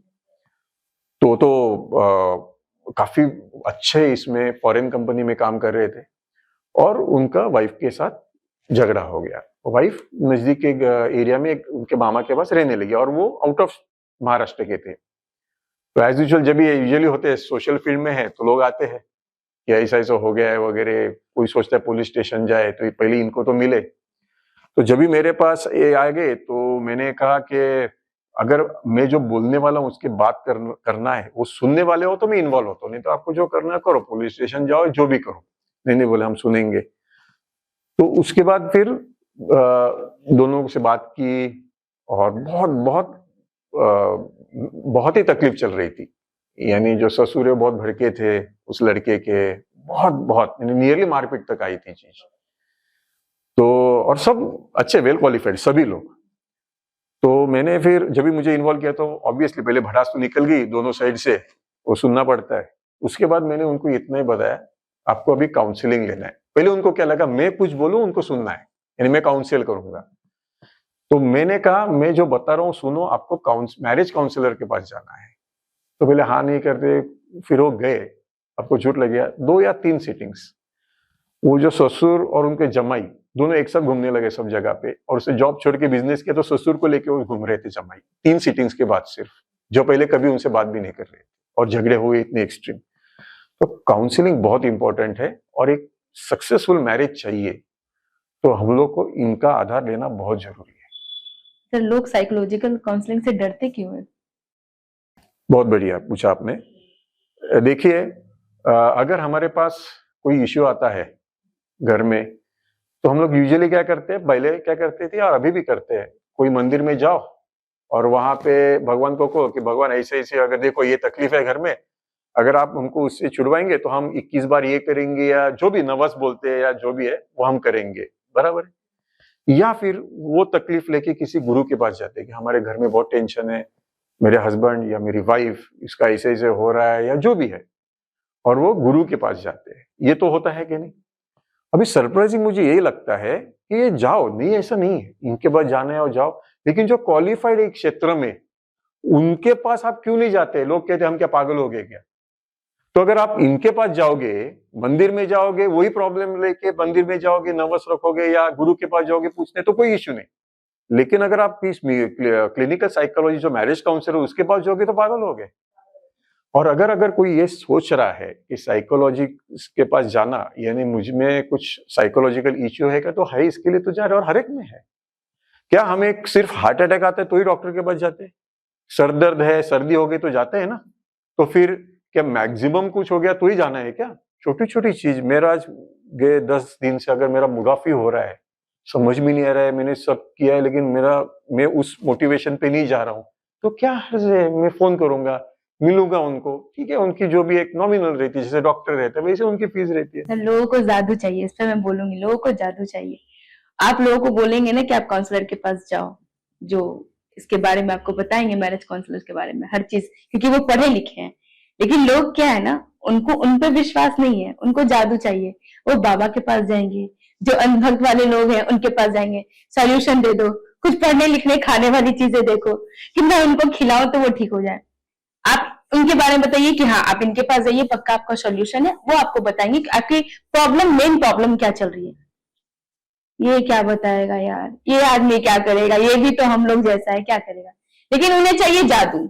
अभी आप मुझे अभी बता एक दो। जादू का मैं बोलता हूँ, कैसे हो सकता है। हर एक रोल मॉडल से अभी जानकारी ये दे रहा हूँ, इस माध्यम से आपके सामने पूरे समाज को एक जानकारी देना चाहता हूँ कि देखिए हमारी जो क्रिकेट टीम है, गावस्कर, वेंगसरकर जी, ये सब बहुत ब्रिलियंट, बहुत बड़े बड़े प्लेयर्स हैं, हमारे आइडल वो। टेक्निकली आज भी नाम लिया जाता है कि रेयर में रेयर प्लेयर्स में गावस्कर, सचिन तेंदुलकर, विराट कोहली, रोहित शर्मा और अभी जो भी नाम, लेकिन ये प्रोमिनेंटली नाम है, बराबर। अगर आप देखेंगे ना तो इतने टैलेंटेड गावस्कर जी और तभी के कपिल देव रहेंगे, वेंगसरकर, ये सब क्रिकेटर्स थे, लेकिन फिर भी अगर रिकॉर्ड देखेंगे हमारा क्रिकेट का, जीतने का, ड्रॉ और हारने का, तो उस वक्त 80s की बात बोल रहा हूं मैं, 70s 80s की, हम मैक्सिमम मैचेस हारते थे। सोचो पहले ओवरसीज टेस्ट क्रिकेट में 71 में हम जीते, और 70s 80s में सब मैचेस हम नियरली हारते थे या ड्रॉ करते थे। अगर ड्रॉ भी करके आए टफ टीम्स के सामने तो हम लोग को लगता था वी हैव वन। तो ये तभी का एक जमाना था, लेकिन टैलेंटेड थे तो आज भी नाम लिया जाता है। आप देखेंगे ना 90s के बाद जब भी गांगुली कैप्टन हो गए क्रिकेट टीम के, और तभी स्टार्टिंग को ग्रेग चैपल आए थे, लेकिन शायद कुछ ज्यादा जमा नहीं तो वो गए, और फिर जॉन राइट आए थे कोच। ग्रेग चैपल कोच करके आए और फिर जॉन राइट, पहले फॉरेन कोच ग्रेग चैपल थे। वो आके गए, लेकिन क्या हुआ था तभी के टाइम पे एक अच्छा उन्होंने किया कि फिजियोथेरेपिस्ट लेके आए, एक डॉक्टर ईरानी, इंडियन ही, बहुत अच्छा काम किया उन्होंने। लेकिन उन्होंने दो बड़ी चीजें की, उन्होंने स्पोर्ट्स साइकोलॉजिस्ट लेके आए और स्पोर्ट्स ऑर्थोपेडिक लेके आए। आज देखिए, जैसे कोई बोलते साइकोलॉजिस्ट इतना पता नहीं है, लेकिन ऑर्थोपेडिक के बारे में, यानी जो हड्डी के डॉक्टर है, हमको सिर्फ ऑर्थोपेडिक पता है, लेकिन उसमें भी अलग है, स्पोर्ट्स ऑर्थोपेडिक भी है एक स्पेशलाइजेशन। तो स्पोर्ट्स ऑर्थोपेडिक तभी लेके आए और स्पोर्ट्स साइकोलॉजिस्ट लेके आए। तो अभी ऐसा हुआ कि ये आ गए, और तब से आप देखेंगे हमारे जो टीम है, वो गांगुली हो, उसके बाद राहुल द्रविड़ हो, धोनी हो, जो भी हो, कोहली वगैरह, सब लोग हो, हमारी टीम आज इस लेवल पे आ गई है कि we are the world's number 1। T20 जीते हैं, अपने 50 ओवर्स का वनडे इंटरनेशनल जीते, टेस्ट क्रिकेट में टॉप रहे हैं। तो किसने ये क्यों नहीं सोचा कि पहले भी टैलेंटेड थे, अभी सभी तभी इतने नहीं रहेंगे, एक दो अभी रहेंगे उस लेवल के, लेकिन सब नहीं रहेंगे, फिर भी हम अभी जीत रहे, तभी क्यों नहीं जीत रहे थे? तो ये सब जो माइंडसेट का जो गेम था, टैलेंट तो सबके पास थी, फर्क माइंडसेट में जो हो गया है, उसके लिए रिस्पॉन्सिबल स्पोर्ट्स साइकोलॉजिस्ट थे। तो अगर ये क्रिकेटर्स स्पोर्ट्स साइकोलॉजिस्ट की मदद ले सकते हैं, तो आप उनसे बड़े हो तो मैं कुछ नहीं बोल सकता हूँ कि अगर ये लोग बड़े हैं उनसे भी, ये कुछ भी नहीं, इनको क्या पता, वो गए रहेंगे, हम बहुत बड़े हैं, तो उनको कोई कुछ नहीं बोल सकता ऐसे लोगों को। उनको उनकी दुनिया में रहने दो, वैसे ही जीने दो। लेकिन आज की खुशी की बात बोलता हूँ, अगर देखा गया तो हमारे यहाँ पे स्पोर्ट्स में आप देखेंगे लेडीज बहुत अच्छा करे, देखा आपने? क्रिकेट में अभी लॉर्ड्स में इंडियन टीम हार गई, लेकिन लॉर्ड्स में एक लेडीज टीम टेस्ट क्रिकेट जीत के आ गई, वही लेडीज टीम उधर ही वही मोमेंट टाइम पे जीत के आ गई। और एक किस्सा बोलता हूँ, अगर साइकोलॉजिस्ट का दर्शकों को सुनना है तो, हमारी जेमिनी एक प्लेयर है, एक क्रिकेट टीम की प्लेयर है, जेमिनी रॉड्रिग्स करके। उसने भी कहा कि उसको बहुत लो लग रहा था, उसने वर्ल्ड कप जीत लिया, तभी उसका अहम रोल था लेडीज टीम, क्रिकेट टीम की। तो वो बोले कि बीच में उसको बहुत लो फील कर रहा था बहुत दिन, तो उसने वही साइकोलॉजिस्ट की हेल्प की और उसको मोटिवेशन मिल गया, and she is again performing very well in sports. तो ये एग्जाम्पल्स, ये रोल मॉडल्स है, ये लोग बहुत आगे गए हैं इनका सपोर्ट लेके। आज जितने भी हमारे स्पोर्ट्स है इंडिया के, जितने भी स्पोर्ट्स, आप आर्चरी ले लो, कोई भी स्पोर्ट ले लो, हर एक के लिए स्पोर्ट्स साइकोलॉजिस्ट है। तो कहने की ये बात है कि अगर उनका मदद लेके आप एक्सेल हो सकते हो, तो बुराई क्या उसमें? एक्सेल तो आपके प्रोफेशन की बात की मैंने यहाँ पे, अगर पहले तो शुरुआत होता है हमारे फैमिली के साथ, तो वहां पे तो ज्यादा जरूरत है। तो उसमें अगर आप आगे जा सकते हो, तो एक खुश और हैप्पी फैमिली हो सकती है। साइकोलॉजिकल काउंसलिंग कहाँ उपयुक्त होता है? बहुत बढ़िया सवाल। जैसे अभी बात की शादी, हस्बैंड वाइफ रिलेशनशिप, वैसे ही एक वो शादी बाद में के बाद फैमिली होती है, बच्चे लोग आ जाते हैं, या जॉइंट फैमिली रहती है और पेरेंट्स भी रहते हैं, तो फैमिली काउंसलिंग भी होता है और वो बहुत जरूरी है। कंटिन्यूस फैमिली काउंसलिंग, यानी कोई अनबन अगर होती भी है तो रुकाई जा सकती है और एक माहौल पॉजिटिव हो सकता है उस घर में। तो फैमिली काउंसलिंग है। स्पोर्ट्स का मैंने जैसे एग्जांपल दिया, वैसे स्पोर्ट्स रिलेटेड है, साइकोलॉजिस्ट का है। उसके बाद सोसाइटीज में जरूरत रहती है काउंसलिंग की, अदरवाइज बहुत इश्यूज रहते हैं सोसाइटीज में। और एक घर ऐसा रहता है कि जब भी हमको लगता है कि घर आए, उसके पहले हम सोसाइटी में आते हैं, तो वातावरण अगर डिस्टर्ब हो तो व्यक्ति डिस्टर्ब हो जाता है। तो इम्पोर्टेंट है ऐसे कि ऑफिस में भी काउंसलिंग की बहुत जरूरत है, जिसमें हम लोग usually HR department, human resources करके शब्द यूज करते हैं, लेकिन सब ऑफिसेस को बहुत जरूरी है कि काउंसलिंग की, ताकि उनका जो आउटपुट है उस ऑफिस का, वो बहुत अच्छा आउटपुट मिले, सब एक वेवलेंथ पे आके एक टीम स्पिरिट से काम करे। और इवन ऑफिस है, कोई बड़ा ऑफिस है या छोटा भी है, कोई पार्टनर्स है, तो उस पार्टनरशिप में भी अगर कोई साइकोलॉजिस्ट इन्वॉल्व है, जैसे हस्बैंड वाइफ में इश्यूज रहते हैं वैसे पार्टनर्स में रहते हैं, तो वहां पे भी किसी साइकोलॉजिस्ट को इन्वॉल्व किया है तो बहुत यूजफुल हो जाता है उस डायलॉग को कंटिन्यू रखने के लिए। और सबसे इंपॉर्टेंट है ओल्ड एज होम्स में, हम लोग जो वृद्धाश्रम कहते हैं। देखिए ऐसा होता है कि ये रिलेट होता है फैमिली, उसके बाद वृद्धाश्रम आ जाता है। काफी लोग ये कहते हैं कि अरे वृद्धाश्रम में क्यों गए हैं, वो डिस्टर्ब हो रहे, वॉटेवर। पहली बात मेरा तो ये कहना है कि हमारा बर्ताव ऐसे हो जाए, हम जब भी बुजुर्ग हो जाए, कि सबको लाइकेबल रहे। लेकिन अगर हो भी गया, उस वृद्धाश्रम में जाना भी पड़ा, तो एक डिप्रेशन में आ सकते हैं लोग। तो आज तक मैंने कभी देखा नहीं कि वृद्धाश्रम में कोई साइकोलॉजिस्ट को इन्वॉल्व किया है। तो ये बहुत जरूरी है, और वहां पे भी साइकोलॉजिस्ट को इन्वॉल्व करना वृद्धाश्रम में बहुत बहुत जरूरी है। जरूरी है। यस। ओके, एप्टीट्यूड टेस्ट और करियर गाइडेंस कितना महत्वपूर्ण है? हम लोग ने काफी चीजें डिस्कस की, और मुझे ऐसा लगता है कि इस मानवता में अगर हम लोग को सही ढंग से इफेक्टिव इम्पैक्टफुल कुछ फर्क लेके आना है तो दो चीज में से ही लेके आ सकते हैं, एक प्री मैरिज काउंसलिंग और दूसरा aptitude test. Okay, aptitude test ये बच्चे लोगों के लिए है। मेरा ये सजेशन है कि aptitude test and career guidance जो 9, 10th या फिर 12th में तो कंपलसरी होना ही चाहिए हर बच्चे का। वो इसलिए कि इसका इम्पैक्ट, साइकोलॉजिकल इम्पैक्ट उस बच्चे का उसके करियर की वजह से होता है, और उसका इम्पैक्ट सोसाइटी पे होता है। ओके, फॉर एग्जाम्पल मैं बोलता हूँ, अभी पहले क्या होता था कि बच्चे लोगों पे एक पेरेंट्स की इच्छा रहती थी कि मेरे बच्चे ने ये होना चाहिए, इंजीनियर होना चाहिए, डॉक्टर होना चाहिए, पहले रहता था। अभी काफी कम हो गया, बंद नहीं हुआ है लेकिन काफी कम हो गया है, और अभी कहते कि हमने उसको लिबर्टी दी है कि उसको क्या सीखना है, लेकिन हम चर्चा करेंगे वो जो बोल रहे हैं। तो चर्चा डिसीजन किस बेसिस पे होता है कि उसको मार्क्स किस में अच्छे मिल रहे हैं और उसको पसंद क्या सब्जेक्ट है, ये दो चीज पे डिसीजंस हो जाते हैं। एक्चुअली पेरेंट्स को लगता है कि ये दो डिसीजन सही है और वो आगे उसका डिसीजन लेके एडमिशन ले लेता है उस स्ट्रीम में। एक्चुअली पूरा गलत है। बिल्कुल। जैसे मैंने कहा कि साइकोलॉजिकल चीज जैसे प्री मैरिज में उन दोनों को भी पता नहीं, लड़का लड़की को, वैसे ही इसको साइकोलॉजिकल इसे इसके पेरेंट्स को पता नहीं है।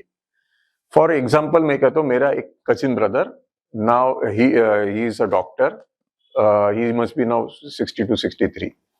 तो वो आज है आईटी फील्ड में one of the topper, IT field में उसकी आईटी कंपनी है। लेकिन वो 80s में क्या हुआ, वो डॉक्टर हो गया था, राइट, एमबीबीएस डॉक्टर हुआ, and he was so brilliant, वो इतना होशियार कि हर एग्जाम टॉप करता था।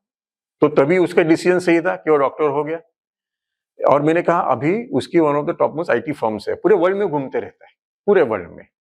तो ये जो ट्रांजिशन है, इसका अगर कोई सोचे क्यों है, ये क्यों सोचना बहुत जरूरी है। वो डॉक्टर तो हो गया, लेकिन उसका इतना आउटगोइंग नेचर था कि वो पहले भी सोशल फील्ड में बहुत था, बहुत घूमता था, ब्रिलियंट था, तो डॉक्टर हो गया। और डॉक्टर होने ने सबसे बेस्ट चीज हो गई, इंजीनियर से डॉक्टर अच्छा, पहले तो बहुत था। लेकिन उसको ये ध्यान में आया कि of so much outgoing nature, कि उसके लिए एक वेन्यू बहुत छोटा है। अभी डॉक्टर है तो क्या करेंगे, ओपीडी के बैठना पड़ेगा। अगर हॉस्पिटल है तो ओपीडी करके हॉस्पिटल में, और घूमते तो नहीं रह सकेंगे, कुछ ऑपरेशन है, एक राउंड मारे और फिर से ओपीडी में बैठना है। लेकिन उसका इतना आउटगोइंग नेचर कि ही स्टार्टेड फीलिंग सफोकेटेड, और उसने स्ट्रीम छोड़ के आईटी चेंज किया फील्ड। वो ब्रिलियंट है तो आईटी में टॉपर हो गया। इन द सेंस उसने डायरेक्ट कंपनीज चालू की, उसकी one of the best companies है वर्ल्ड की आज, एंड पूरे वर्ल्ड में घूमते रहता है। जिस व्यक्ति को एक केबिन छोड़ो, एक स्टेट छोड़ो, एक देश छोटा लग रहा है, वो कैसे प्रैक्टिस करेगा उसकी ओपीडी आपसे? तो ये साइकोलॉजिकल एस्पेक्ट नहीं समझते हैं कि आगे जाके उसको क्या यूजफुल होने वाला है from the satisfaction point of view. तो हम शादी मैच मेकिंग बोलो या करियर गाइडेंस बोलो, एक तो उसका पोटेंशियल ब्रेन में से निकाल के किधर है पोटेंशियल वो बताएंगे। और जैसे मेरे बेटियों का किया था, तो उनको बताया था कि उनका एप्टीट्यूड टेस्ट और करियर गाइडेंस हुआ, उनको पता है वो एक्चुअल साइंस उन्होंने परस्यू करना चाहिए। अभी एक्चुअल साइंस हमें पता ही नहीं था, फिर पता चला कि ये बहुत एक एग्जाम 13 पेपर्स की एग्जाम रहती है, और यूके बेस्ड एक इंस्टीट्यूट है, और ये 13 पेपर्स चार्टर्ड अकाउंटेंट्स भी 4-5 पेपर के आगे नहीं पास कर सकते। लेकिन उनके मुझे पता चला कि ये एग्जाम बच्चे लोग ने देना चाहिए। तो ये मुझे पता ही नहीं चलता था अगर मैं एप्टीट्यूड टेस्ट नहीं करता था। और वो पूरे एनालिसिस के ऊपर वो टेस्ट रहती है, उनका एनालिटिक माइंड क्या है उसके ऊपर रहती है। तो ये बहुत इंपॉर्टेंट है। अगर गलत स्ट्रीम हो गई, उसका पोटेंशियल होने के बाद गलत स्ट्रीम हो गई, तो क्या होने वाला है, शायद वो सर्वाइव होगा, शायद वो पैसा थोड़ा बहुत अच्छा कमाएगा, लेकिन सफोकेट होगा। इट्स नॉट नेसेसरी कि हस्बैंड वाइफ में सफोकेशन हो, करियर में भी सफोकेशन हो सकता है। और मैं कहता हूं कि हर एक व्यक्ति, सचिन तेंदुलकर, कोहली जैसे प्लेयर्स को कोई भी क्रिकेटर जो आज खेल रहे हैं उनको देखिए, या कोई भी स्पोर्ट्स में देखिए कि ये जब भी खेल रहे हैं उनका प्रोफेशन भी क्रिकेट है और उनका पैशन भी क्रिकेट है। तो पैशन में से वो कमा रहे हैं। आज पैशन में से रिक्रिएशन कर रहे हैं लोग और पैसा अलग जगह कमा रहे हैं। तो अगर एप्टीट्यूड टेस्ट सही हो जाती है तो वो पैशन परस्यू करेंगे। और एक भी क्षेत्र आज के टाइम पे ऐसा नहीं जो पैसा आपको नहीं कमा के दे सकता है, बहुत पैसा कमा सकते हैं। सिर्फ आपका पैशन, पोटेंशियल, साइकोलॉजिकल लेवल का मैच मेकिंग हो गया तो आपका करियर उड़ान ले गया। उड़ान है, बिल्कुल। Yes. सेटिस्फेक्शन भी होना चाहिए साथ में कि आपका एग्जैक्टली। सफल महिलाओं का रहस्य क्या है और किन समस्याओं को महिलाओं ने ओवरकम करना चाहिए? देखिए, ये जो बहुत अच्छा सवाल पूछा आपने, और ये सवाल का जो जवाब है ये सिर्फ लेडीज ही नहीं, जेंट्स को भी एप्लीकेबल हो जाता है, दोनों के लिए। पहला है पॉजिटिव माइंडसेट, पॉजिटिव थिंकिंग। हमारी जो सोच है ये पॉजिटिविटी की ओर ही होनी चाहिए, पॉजिटिव माइंडसेट में से देखना चाहिए। एक दिन में जो भी मैं पॉइंट्स बता रहा हूँ एक दिन में होंगे ऐसा नहीं, प्रयास करना पड़ेगा। एक प्रैक्टिस होने के बाद उस फ्लो में वो लोग आ सकते हैं। आज देखिए, कोई भी अगर व्हाट्सएप पे एक मैसेज डाल दिया कि हमारे यहाँ पे देखो ट्रैफिक जाम, और 4 लोग उस ग्रुप में डालेंगे हमारे एरिया में भी देखो कितना ट्रैफिक जाम, हमारे एरिया में भी देखो, तो ये माइंडसेट दिखा देती है उस व्यक्ति की नेगेटिव माइंडसेट या पॉजिटिव माइंडसेट। तो पहला है पॉजिटिव माइंडसेट जरूरी है। सेकंड है सॉल्यूशन ओरिएंटेड माइंडसेट। ये बहुत इंपॉर्टेंट है, सॉल्यूशन ओरिएंटेड माइंडसेट। मैं बार बार कहता हूं, एक सर्वे हुआ था और उस सर्वे में, सैंपल सर्वे हुआ था, उस सर्वे में ये देखा गया कि 100% लोग अच्छे हैं, लेकिन उसमें से 95% लोग प्रॉब्लम ओरिएंटेड मेंटालिटी के हैं और सिर्फ 5% जो है वो सॉल्यूशन ओरिएंटेड मेंटालिटी के हैं। आज जो दुनिया चल रही है, जिस पे हम चल रहे हैं, ये इन 5% सॉल्यूशन ओरिएंटेड मेंटालिटी के लोगों की वजह से चल रहे हैं। बाकी सब प्रॉब्लम्स कहने में बिजी हो गए हैं। मैं काफी लोगों को तो मैं ये कहता हूँ वो बार बार प्रॉब्लम्स पे आ जाते हैं। मैं तो कहता हूँ कि इन लोगों ने अनऑफिशियल पीएचडी की है प्रॉब्लम्स में, डॉक्टरेट ली है अनऑफिशियल। आप कुछ भी उनको कोई भी चीज का सॉल्यूशन करके बता दो, वो जादूगर जैसे हैट में से एक पक्षी निकालते हैं वैसे प्रॉब्लम निकाल के बोलेंगे ये कैसे हो सकता है। तो दूसरा है सॉल्यूशन ओरिएंटेड माइंडसेट। तीसरा है think out of the box, think continuous out of the box. आपको सॉल्यूशंस को आउट ऑफ द बॉक्स ही देखना है, तभी आप रिजल्ट्स पे आ सकते हैं। चौथा है आप जिस माहौल पे काम कर रहे हो, उस काम कर रहे हो, घर में हो, जहां पे भी ऑफिस में हो, वो माहौल पॉजिटिव होना चाहिए, ताकि आप फिर ये सब पॉजिटिव माइंडसेट के और सॉल्यूशन वाला माइंडसेट आप अप्लाई कर सकते हैं। लेकिन माहौल बहुत कोऑर्डियल होना चाहिए। फिफ्थ बहुत इंपॉर्टेंट थिंग है फिटनेस। आप देखिए, हर चीज के लिए ऑप्शन है। आप बोलेंगे मुझे पेंटिंग अच्छा लगता है, नहीं लगता है, फिजिक्स अच्छा लगता है, नहीं लगता है, लेकिन फिटनेस के लिए ऑप्शन नहीं है। और मैं मेरे स्पीच में एक चीज सबको कह रहा हूं, आप फिटनेस पे ध्यान दो, नहीं दो, समझो आपने ध्यान नहीं दिया, वो आपका कॉल है, नहीं दिया, लेकिन एटलीस्ट यंगर डेज में आपने फिटनेस पे ध्यान नहीं दिया, तो ओल्डर एज में जब भी आप एजिंग हो जाएंगे, आपके हेल्थ के इश्यूज शुरू हो जाएंगे, तभी आपके फैमिली मेंबर्स को आपके पास ध्यान देने के लिए काम पे मत लगाओ, उनका टाइम मत वेस्ट करो। आप तैयार हो, आप अकेले वो सफर करो। और छठी चीज मोस्ट इंपॉर्टेंट, जनरल नॉलेज सबको मालूम होना जरूरी है। आज मैं देखता हूँ जब भी लोगों से बात करता हूँ तभी उनको बेसिक चीजें पता नहीं है, लेकिन दूसरे साइड पे हम कहते हैं कि एवरीबॉडी इज एलिजिबल वोटर। तो मुझे ये सवाल आता है कि जनरल नॉलेज कुछ भी नहीं है तो क्या बेसिस पे वोट कर रहे हैं और ऐसे लोग चुन के आ रहे जो हम सब पे गवर्न कर रहे हैं। तो जनरल नॉलेज मालूम होना बहुत जरूरी है। ये चीजें, ट्रैफिक और स्वच्छता, इसके बारे में क्या कहेंगे सर आप? देखिए, हम सब काफी टाइम देखते हैं कि लोग चिल्ला रहे हैं ट्रैफिक बहुत गलत है, रेगुलेट नहीं हुआ है। ये सभी चीजें मानसिकता से रिलेटेड ही है। अगर ट्रैफिक भी गलत है, कोई रॉन्ग साइड से आ रहा है, अभी रॉन्ग साइड से नहीं आना ये किसी पुलिस वाले का ही काम नहीं, एक बताना इन लोगों का है। तो हमें जिस दिन हम मानसिकता पे काम करेंगे, ये पहला अगर दोष है कोई ट्रैफिक तोड़ रहा है, उसके लिए माइनर तोड़ रहा है, यही बात नहीं, कोई मेजर भी एडल्ट भी तोड़ रहा है, तो मैं उसके लिए जिम्मेदार पेरेंट्स को ही पकड़ता हूँ। क्योंकि उन्होंने जैसे एक मंदिर में जाते समय सब चप्पल निकाल के जाते हैं, वहां पे तो कुछ फाइन नहीं लगा, ये कुछ नहीं, ना कॉन्स्टिट्यूशन में है, वहां बराबर चप्पल निकाल के मंदिर में जाते हैं। लेकिन ट्रैफिक के टाइम जहां पे नियम है, वसूल किया जाता है, बहुत चलन लगा के, बहुत पैसा पेनल्टी में लोगों ने करोड़ों पैसा भरा है, फिर भी नियम तोड़ते हैं। तो ये मानसिकता का विषय है और घर में अपब्रिंगिंग होते समय ये विषय लेना जरूरी है। रिस्पॉन्सिबल पेरेंट्स भी है इसमें। और स्वच्छता की बात फिर से मानसिकता की बात है। देखिए, ऐसा है कि अगर कोई घर में जो कोई कचरा लेने सुबह आता है और अंदर के रूम में आप भी बैठे हैं और बेल बज गई और आपने पूछा कौन आया, तो जवाब क्या मिलता है? कचरा वाला आ गया। अभी कचरा कौन बनाता है? हम बनाते, तो हम कौन हो गए? कचरे वाले। और वो कौन हो गया? सफाई सेवक हो गया। वो बहुत रिस्पेक्टफुल फिगर है, लेकिन हम कभी घाई घाई में निकल रहे हैं और उसने वो कचरे का डब्बा रखा है कलेक्शन के लिए और लग भी गया तो वो गुस्सा करते हैं, अरे गंदगी लग गई। गंदगी हम कर रहे हैं, वो सफाई सेवक है, उसको पूजना जरूरी है। अगर कभी आता है तो दरवाजा खोलता है तो कभी चाय पूछो या अच्छे दो शब्द बोलो उसके साथ, ये बहुत जरूरी है, क्योंकि ये वो हमारी गंदगी वो स्वच्छ कर रहा है। तो ये ख्याल लोगों को ट्रैफिक और स्वच्छता के बारे में लेना बहुत जरूरी है। बहुत अच्छा बात कहा सर आपने, ये बहुत डीपली टॉपिक है जो लोग समझे कम से कम। सफाई कचरे वाले हम हैं, सामने वाले नहीं। वो हमारे सेवक है जो हमें सफाई कर रहे हैं, है ना। ये देह दान का विषय क्या है सर, देह दान विषय? देखिए, हमारे जो भी रीति रिवाज है उसके हिसाब से जब भी कोई व्यक्ति मृत होती है तो जो धर्म है उसके हिसाब से कोई बॉडी जलाते हैं, स्मशान भूमि में लेके जाके कोई उसको दफन करते हैं, वो क्रिश्चियन, मुस्लिम या हिंदू हो जाए, हर एक प्रथा के हिसाब से करते हैं। लेकिन क्या हमने सोचा है कि जो शरीर है, हम पहले हमारा एक सामाजिक व्यक्तिमत्व है, हम समाज के प्राणी है, समाज के लिए दायित्व है हमारा कि समाज को उपयोगी पड़े। तो शायद हम हमारी जिंदगी में समाज कार्य कर सके या नहीं, लेकिन मैं कहता हूं कि हमारी मृत्यु के बाद बहुत अच्छी एक मौका है कि समाज सेवा करने का, यानी देहदान। ये बहुत ही बड़ा और श्रेष्ठ दान है। अभी देखिए कि मेरी जो माता है उसका पिछले साल सितंबर में देहांत हो गया और उसका हमने बॉडी डोनेट किया ठाणा के मेडिकल कॉलेज को। ऐसा है कि वस्तुस्थिति आज के आपको बताता हूँ, हम सबको बहुत अच्छे डॉक्टर्स चाहिए, अच्छे सर्जन चाहिए।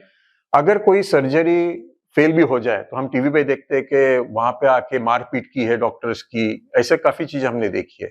तो हमको अच्छे डॉक्टर्स चाहिए, हमको अच्छे सर्जन चाहिए, और हमको बॉडी डोनेट नहीं करने लेकिन हमको अच्छे डॉक्टर्स चाहिए, और हम परिपक्व है और बैलेंस माइंडसेट के हैं। ऐसे हो सकता है नहीं। आज की वस्तुस्थिति ऐसी है कि हम बार बार एजुकेशन की बात करते हैं, सीट्स की बात करते हैं, सीट्स बढ़ानी चाहिए ताकि ज्यादा बच्चे लोगों को एडमिशन मिले। मेडिकल में भी काफी सालों में एक कॉलेज में एक क्लास में सीट्स बढ़ाई है, सरकार ने परमिशन दी है, काफी कॉलेज बढ़ाने की परमिशन दी है, मेडिकल कॉलेज की बात बोल रहा हूँ। ये सब होते होते लेकिन जो फर्स्ट ईयर को प्रैक्टिकल्स को उनको जो बॉडी लगती है वही नहीं आ रहे। अगर ये वस्तुस्थिति है, अगर मैं कहूं कि मैं सिर्फ स्विमिंग सिखाऊं ऑन कंप्यूटर पे और डायरेक्टली ओलंपिक्स में पार्टिसिपेट करूं एक भी दिन विदाउट प्रैक्टिस, तो हो सकेगा क्या? नहीं। बच्चे लोगों को भी, जो फर्स्ट ईयर के बच्चे लोगों को एक्चुअली बॉडी पे उनको डिसेक्शन और जो भी प्रैक्टिस करनी पड़ती है, लेकिन बॉडीज नहीं है, बहुत कम आते हैं उनके बॉडीज। इसका इम्पैक्ट कहाँ पे हो रहा है? मेडिकल, हमारी फ्रैटर्निटी पे हो रहा है। हमें अच्छे डॉक्टर्स अगर चाहिए, अच्छे सर्जन चाहिए, तो हमको बॉडी देनी है। इसके साथ मैं एक आह्वान भी करना चाहता हूं कि सभी को इस विषय में समझना जरूरी है। बहुत सिंपल है, अपने जो नजदीक के मेडिकल कॉलेज के पास आप जाइए, वहां पे एक फॉर्म मिलता है, उस फॉर्म को भरिए और एक रजिस्ट्रेशन कार्ड मिलता है, वो कार्ड लेके रखिए। जब भी उस व्यक्ति की डेथ होती है, और घर में सबको बता दीजिए, जब भी उस व्यक्ति की डेथ होती है, इमीडिएटली वो कार्ड, वो 6 घंटे के अंदर वो बॉडी सुपुर्द करनी पड़ती है मेडिकल कॉलेज को। डेथ सर्टिफिकेट का जो टाइम रहता है, तो विद इन 6 आवर्स वो हैंड ओवर करनी पड़ती है बॉडी वहां पे, फिर वो आगे का प्रोसेस उनके पास है। तो मेरा इस माध्यम से आह्वान है कि हमारे जितने भी हॉस्पिटल्स है, जितने भी डॉक्टर के क्लिनिक्स है, ओपीडी चलते हैं, हर जगह पे उन डॉक्टरों ने खुद सीखे इस बॉडी के ऊपर। दुर्भाग्य से वहां पे मैं अवेयरनेस नहीं देख रहा हूं जो उनको बेनिफिट हुआ आज तक। उनके माध्यम से एटलीस्ट मैं विनंती करता हूं सब डॉक्टर, सब सामाजिक संस्थाओं को ये विषय उठाए और ज्यादा से ज्यादा अवेयरनेस के लिए प्रयास करके ज्यादा से ज्यादा लोगों को रजिस्टर कर ले। ई बुक, ऑडियो बुक और ऐप के बारे में बताइए। देखिए, ये जो विचार है लोगों तक पहुंचाने हैं, इसका जो हार्ड कॉपी है, ये हार्ड कॉपी में यहाँ पे दिखाना चाहता हूँ। समानता सामाजिक विचारांची, इस नाम से ये हार्ड कॉपी है, और ये मराठी में हार्ड कॉपी है, और इसका मूल्य 399 रुपीज है। और आज लेकिन ये जो विषय है ये पूरे वर्ल्ड तक हम लेके जा रहे हैं, क्योंकि मानवता से रिलेटेड ये विषय है। हर व्यक्ति, मैंने जैसे कहा व्यक्तित्व समाज, तो हर व्यक्ति से निगडित है, सिर्फ हमारे देश में नहीं बाहर भी। तो ये हमने IT बेस्ड भी रखा है, यानी इसका ई बुक और ऑडियो बुक दोनों फिलहाल मराठी, हिंदी और इंग्लिश, ये 3 भाषाओं में उपलब्ध किया है। और इसका ई बुक और ऑडियो बुक सभी है। आप www.saliljhaveri.com इस वेबसाइट पे आप जाएंगे, वहीं पे से ऐप डाउनलोड करेंगे, वहां पे ही पेमेंट का भी सब प्रोविजन है। मैं विनंती करता हूं सबको कि आप आइए वेबसाइट पे देखिए, इसकी और जानकारी आपको मिलेगी। और ये ऑडियो बुक, ई बुक जो भी आप जिस भी लैंग्वेज में आपको पसंद है आप वो खरीद लीजिए। और उसके साथ आप ये बुक का गिफ्ट करके भी आप दे सकते हो। आप कहीं पे भी जाएंगे, एक बुके देते हो, उसका 300 350 रुपए बुके का होता है, वो शायद कुछ पल कुछ घंटे वहां पे रहता है। लेकिन ये अगर आप गिफ्ट करोगे ई book, audio book, hard copy, तो ये लाइफ लॉन्ग उनके पास रहेगा। लेकिन उसके साथ परिवर्तन, समाधान और आनंद के लिए ये बहुत इफेक्टिव रहेगा। ये गिफ्टिंग करके भी ये बहुत यूजफुल हो जाएगा, ये ऑडियो और ई बुक। तो फिर से एक बार www.salilzaveri.com इस वेबसाइट पे जाके आप खरीद सकते हैं। समानता सामाजिक विचारांचे इस पुस्तक के बारे में आप थोड़ा व्याख्या करिए सर, बताइए इसके बारे में। देखिए, ये जो हम लोग ने सभी विषय लिए, ये सब इस बुक में कवर होते हैं सभी, लेकिन लिमिटेशन वक्त का है, तो 26 चैप्टर्स है इस बुक में, बहुत इलेबोरेट विद एग्जाम्पल सब कुछ है, आप जरूर पढ़िए। उसके साथ ही आप ये तो ई बुक, ऑडियो बुक या हार्ड कॉपी खरीद सकते हो, उसमें डिटेल में पूरा आप जा सकते हो, गिफ्ट कर सकते हो, मैंने बताया। लेकिन उसके साथ ही इसी पुस्तक पे मैंने व्याख्यान और चर्चा सत्र ये भी हम शुरू किए हैं। ये 2 घंटे के व्याख्यान और चर्चा सत्र, यानी करीबन 1 घंटा इसके ऊपर मेरा व्याख्यान होता है इस पुस्तक के ऊपर, और 1 घंटा चर्चा सत्र होती है। क्या है, मैं व्याख्यान या मेरे विचार बहुत कुछ कहूं, लेकिन उसके ऊपर चर्चा होनी जरूरी है। और जब भी चर्चा होती है तभी लोगों के मन में जो शंकाएं हैं उसका निरसरण वहीं पे हो सकता है। ऐसा कोई यूजुअली लेते नहीं, लेकिन ये मैं खुद से आह्वान कर रहा हूँ। ये व्याख्यान और चर्चा सत्र आपकी संस्था में आप ऑर्गेनाइज कीजिए। मैं वहां पे ये 2 घंटे का प्रोग्राम जो ऑलरेडी चालू ही है हमारे, आपको वेबसाइट पे देखने को मिलेंगे, उसके लिंक्स भी धीरे धीरे, तो उसके लिए आप अरेंज कर सकते हैं, मैं वहां पे जरूर आऊंगा। सबसे पहले सर बहुत बहुत धन्यवाद आपका, आज जो आपने अपनी वैल्यूएबल बातें शेयर की, बहुत ही इंपॉर्टेंट जो रहा कि लोगों के लिए बहुत जरूरी है। बहुत अच्छा लगा बात करके। और दोस्तों मैं भी यही चाहूंगी कि ये जो मुहिम सर चला रहे हैं सलील जावेरी जी, आप लोग भी जुड़िए, क्योंकि ये हम सबके लिए बहुत इंपॉर्टेंट है। ये जो मानसिकता है, इसकी वजह से हमारा कहीं ना कहीं जो समाज है बहुत डाउन हुआ है। और ये जब तक हम अपनी मानसिकता को नहीं अवेयर करेंगे, जब तक हम डे बाय डे नहीं अपने आप को अपग्रेड करेंगे, तो ये हमारे लिए बहुत ही दुखदायक है। और इनके मुहिम के साथ जुड़ने के साथ हमें समझ में आएगा कि हमें किस तरीके से एक बराबरी का जो समानता लेकर के चलना चाहिए लोगों के बीच में, वो स्त्री हो या पुरुष हो, वो चीज चले, ताकि हमारा जो लाइफ का जो बैलेंस है एक ट्रैक पे सामान्य चले। और हमारे खास करके हमारी बेटियों के लिए, जो हमारे भारत देश में एक जो नाम दिया गया है कि हमारा भारत देश एक पुरुष प्रधान देश है, तो इस मानसिकता को थोड़ा हम संभल करके, है महान देश लेकिन स्त्री भी आज के समय में कम नहीं है, मैं ये कहूंगी। और हमारे बहन बेटियों के लिए खास करके जो आजकल दुर्घटनाएं हो रही है, उनके लिए बहुत इंपॉर्टेंट है। हम चाहेंगे कि आप सलील जावेरी के जो मुहिम ये स्टार्ट किए हैं उनके साथ जुड़े, ऑर्गेनाइजेशन है जितने हैं ये सब जुड़े हमारे साथ, है ना। और मैं ये भी कहूंगी कि सलील जावेरी के किताब के लिए आप ऐप डाउनलोड करें। और सर आपका क्या आह्वान है, आप एक बार बताएं हमारे ऑडियंस को।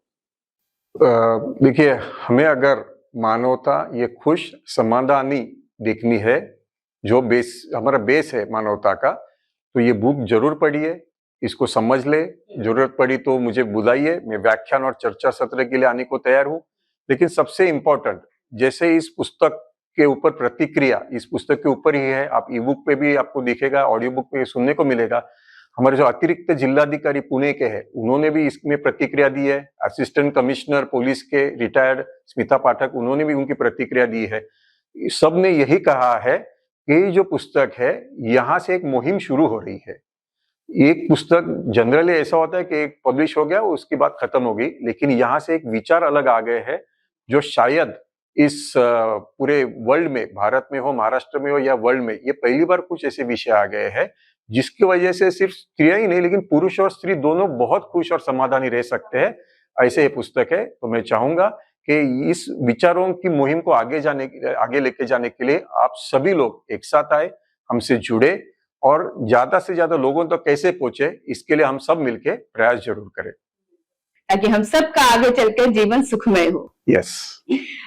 दोस्तों, अगर आपको आज का पॉडकास्ट अच्छा लगा हो तो प्लीज लाइक, शेयर और सब्सक्राइब करना ना भूले। तब तक के लिए मैं आज्ञा चाहूंगी, फिर मिलूंगी नेक्स्ट एपिसोड में।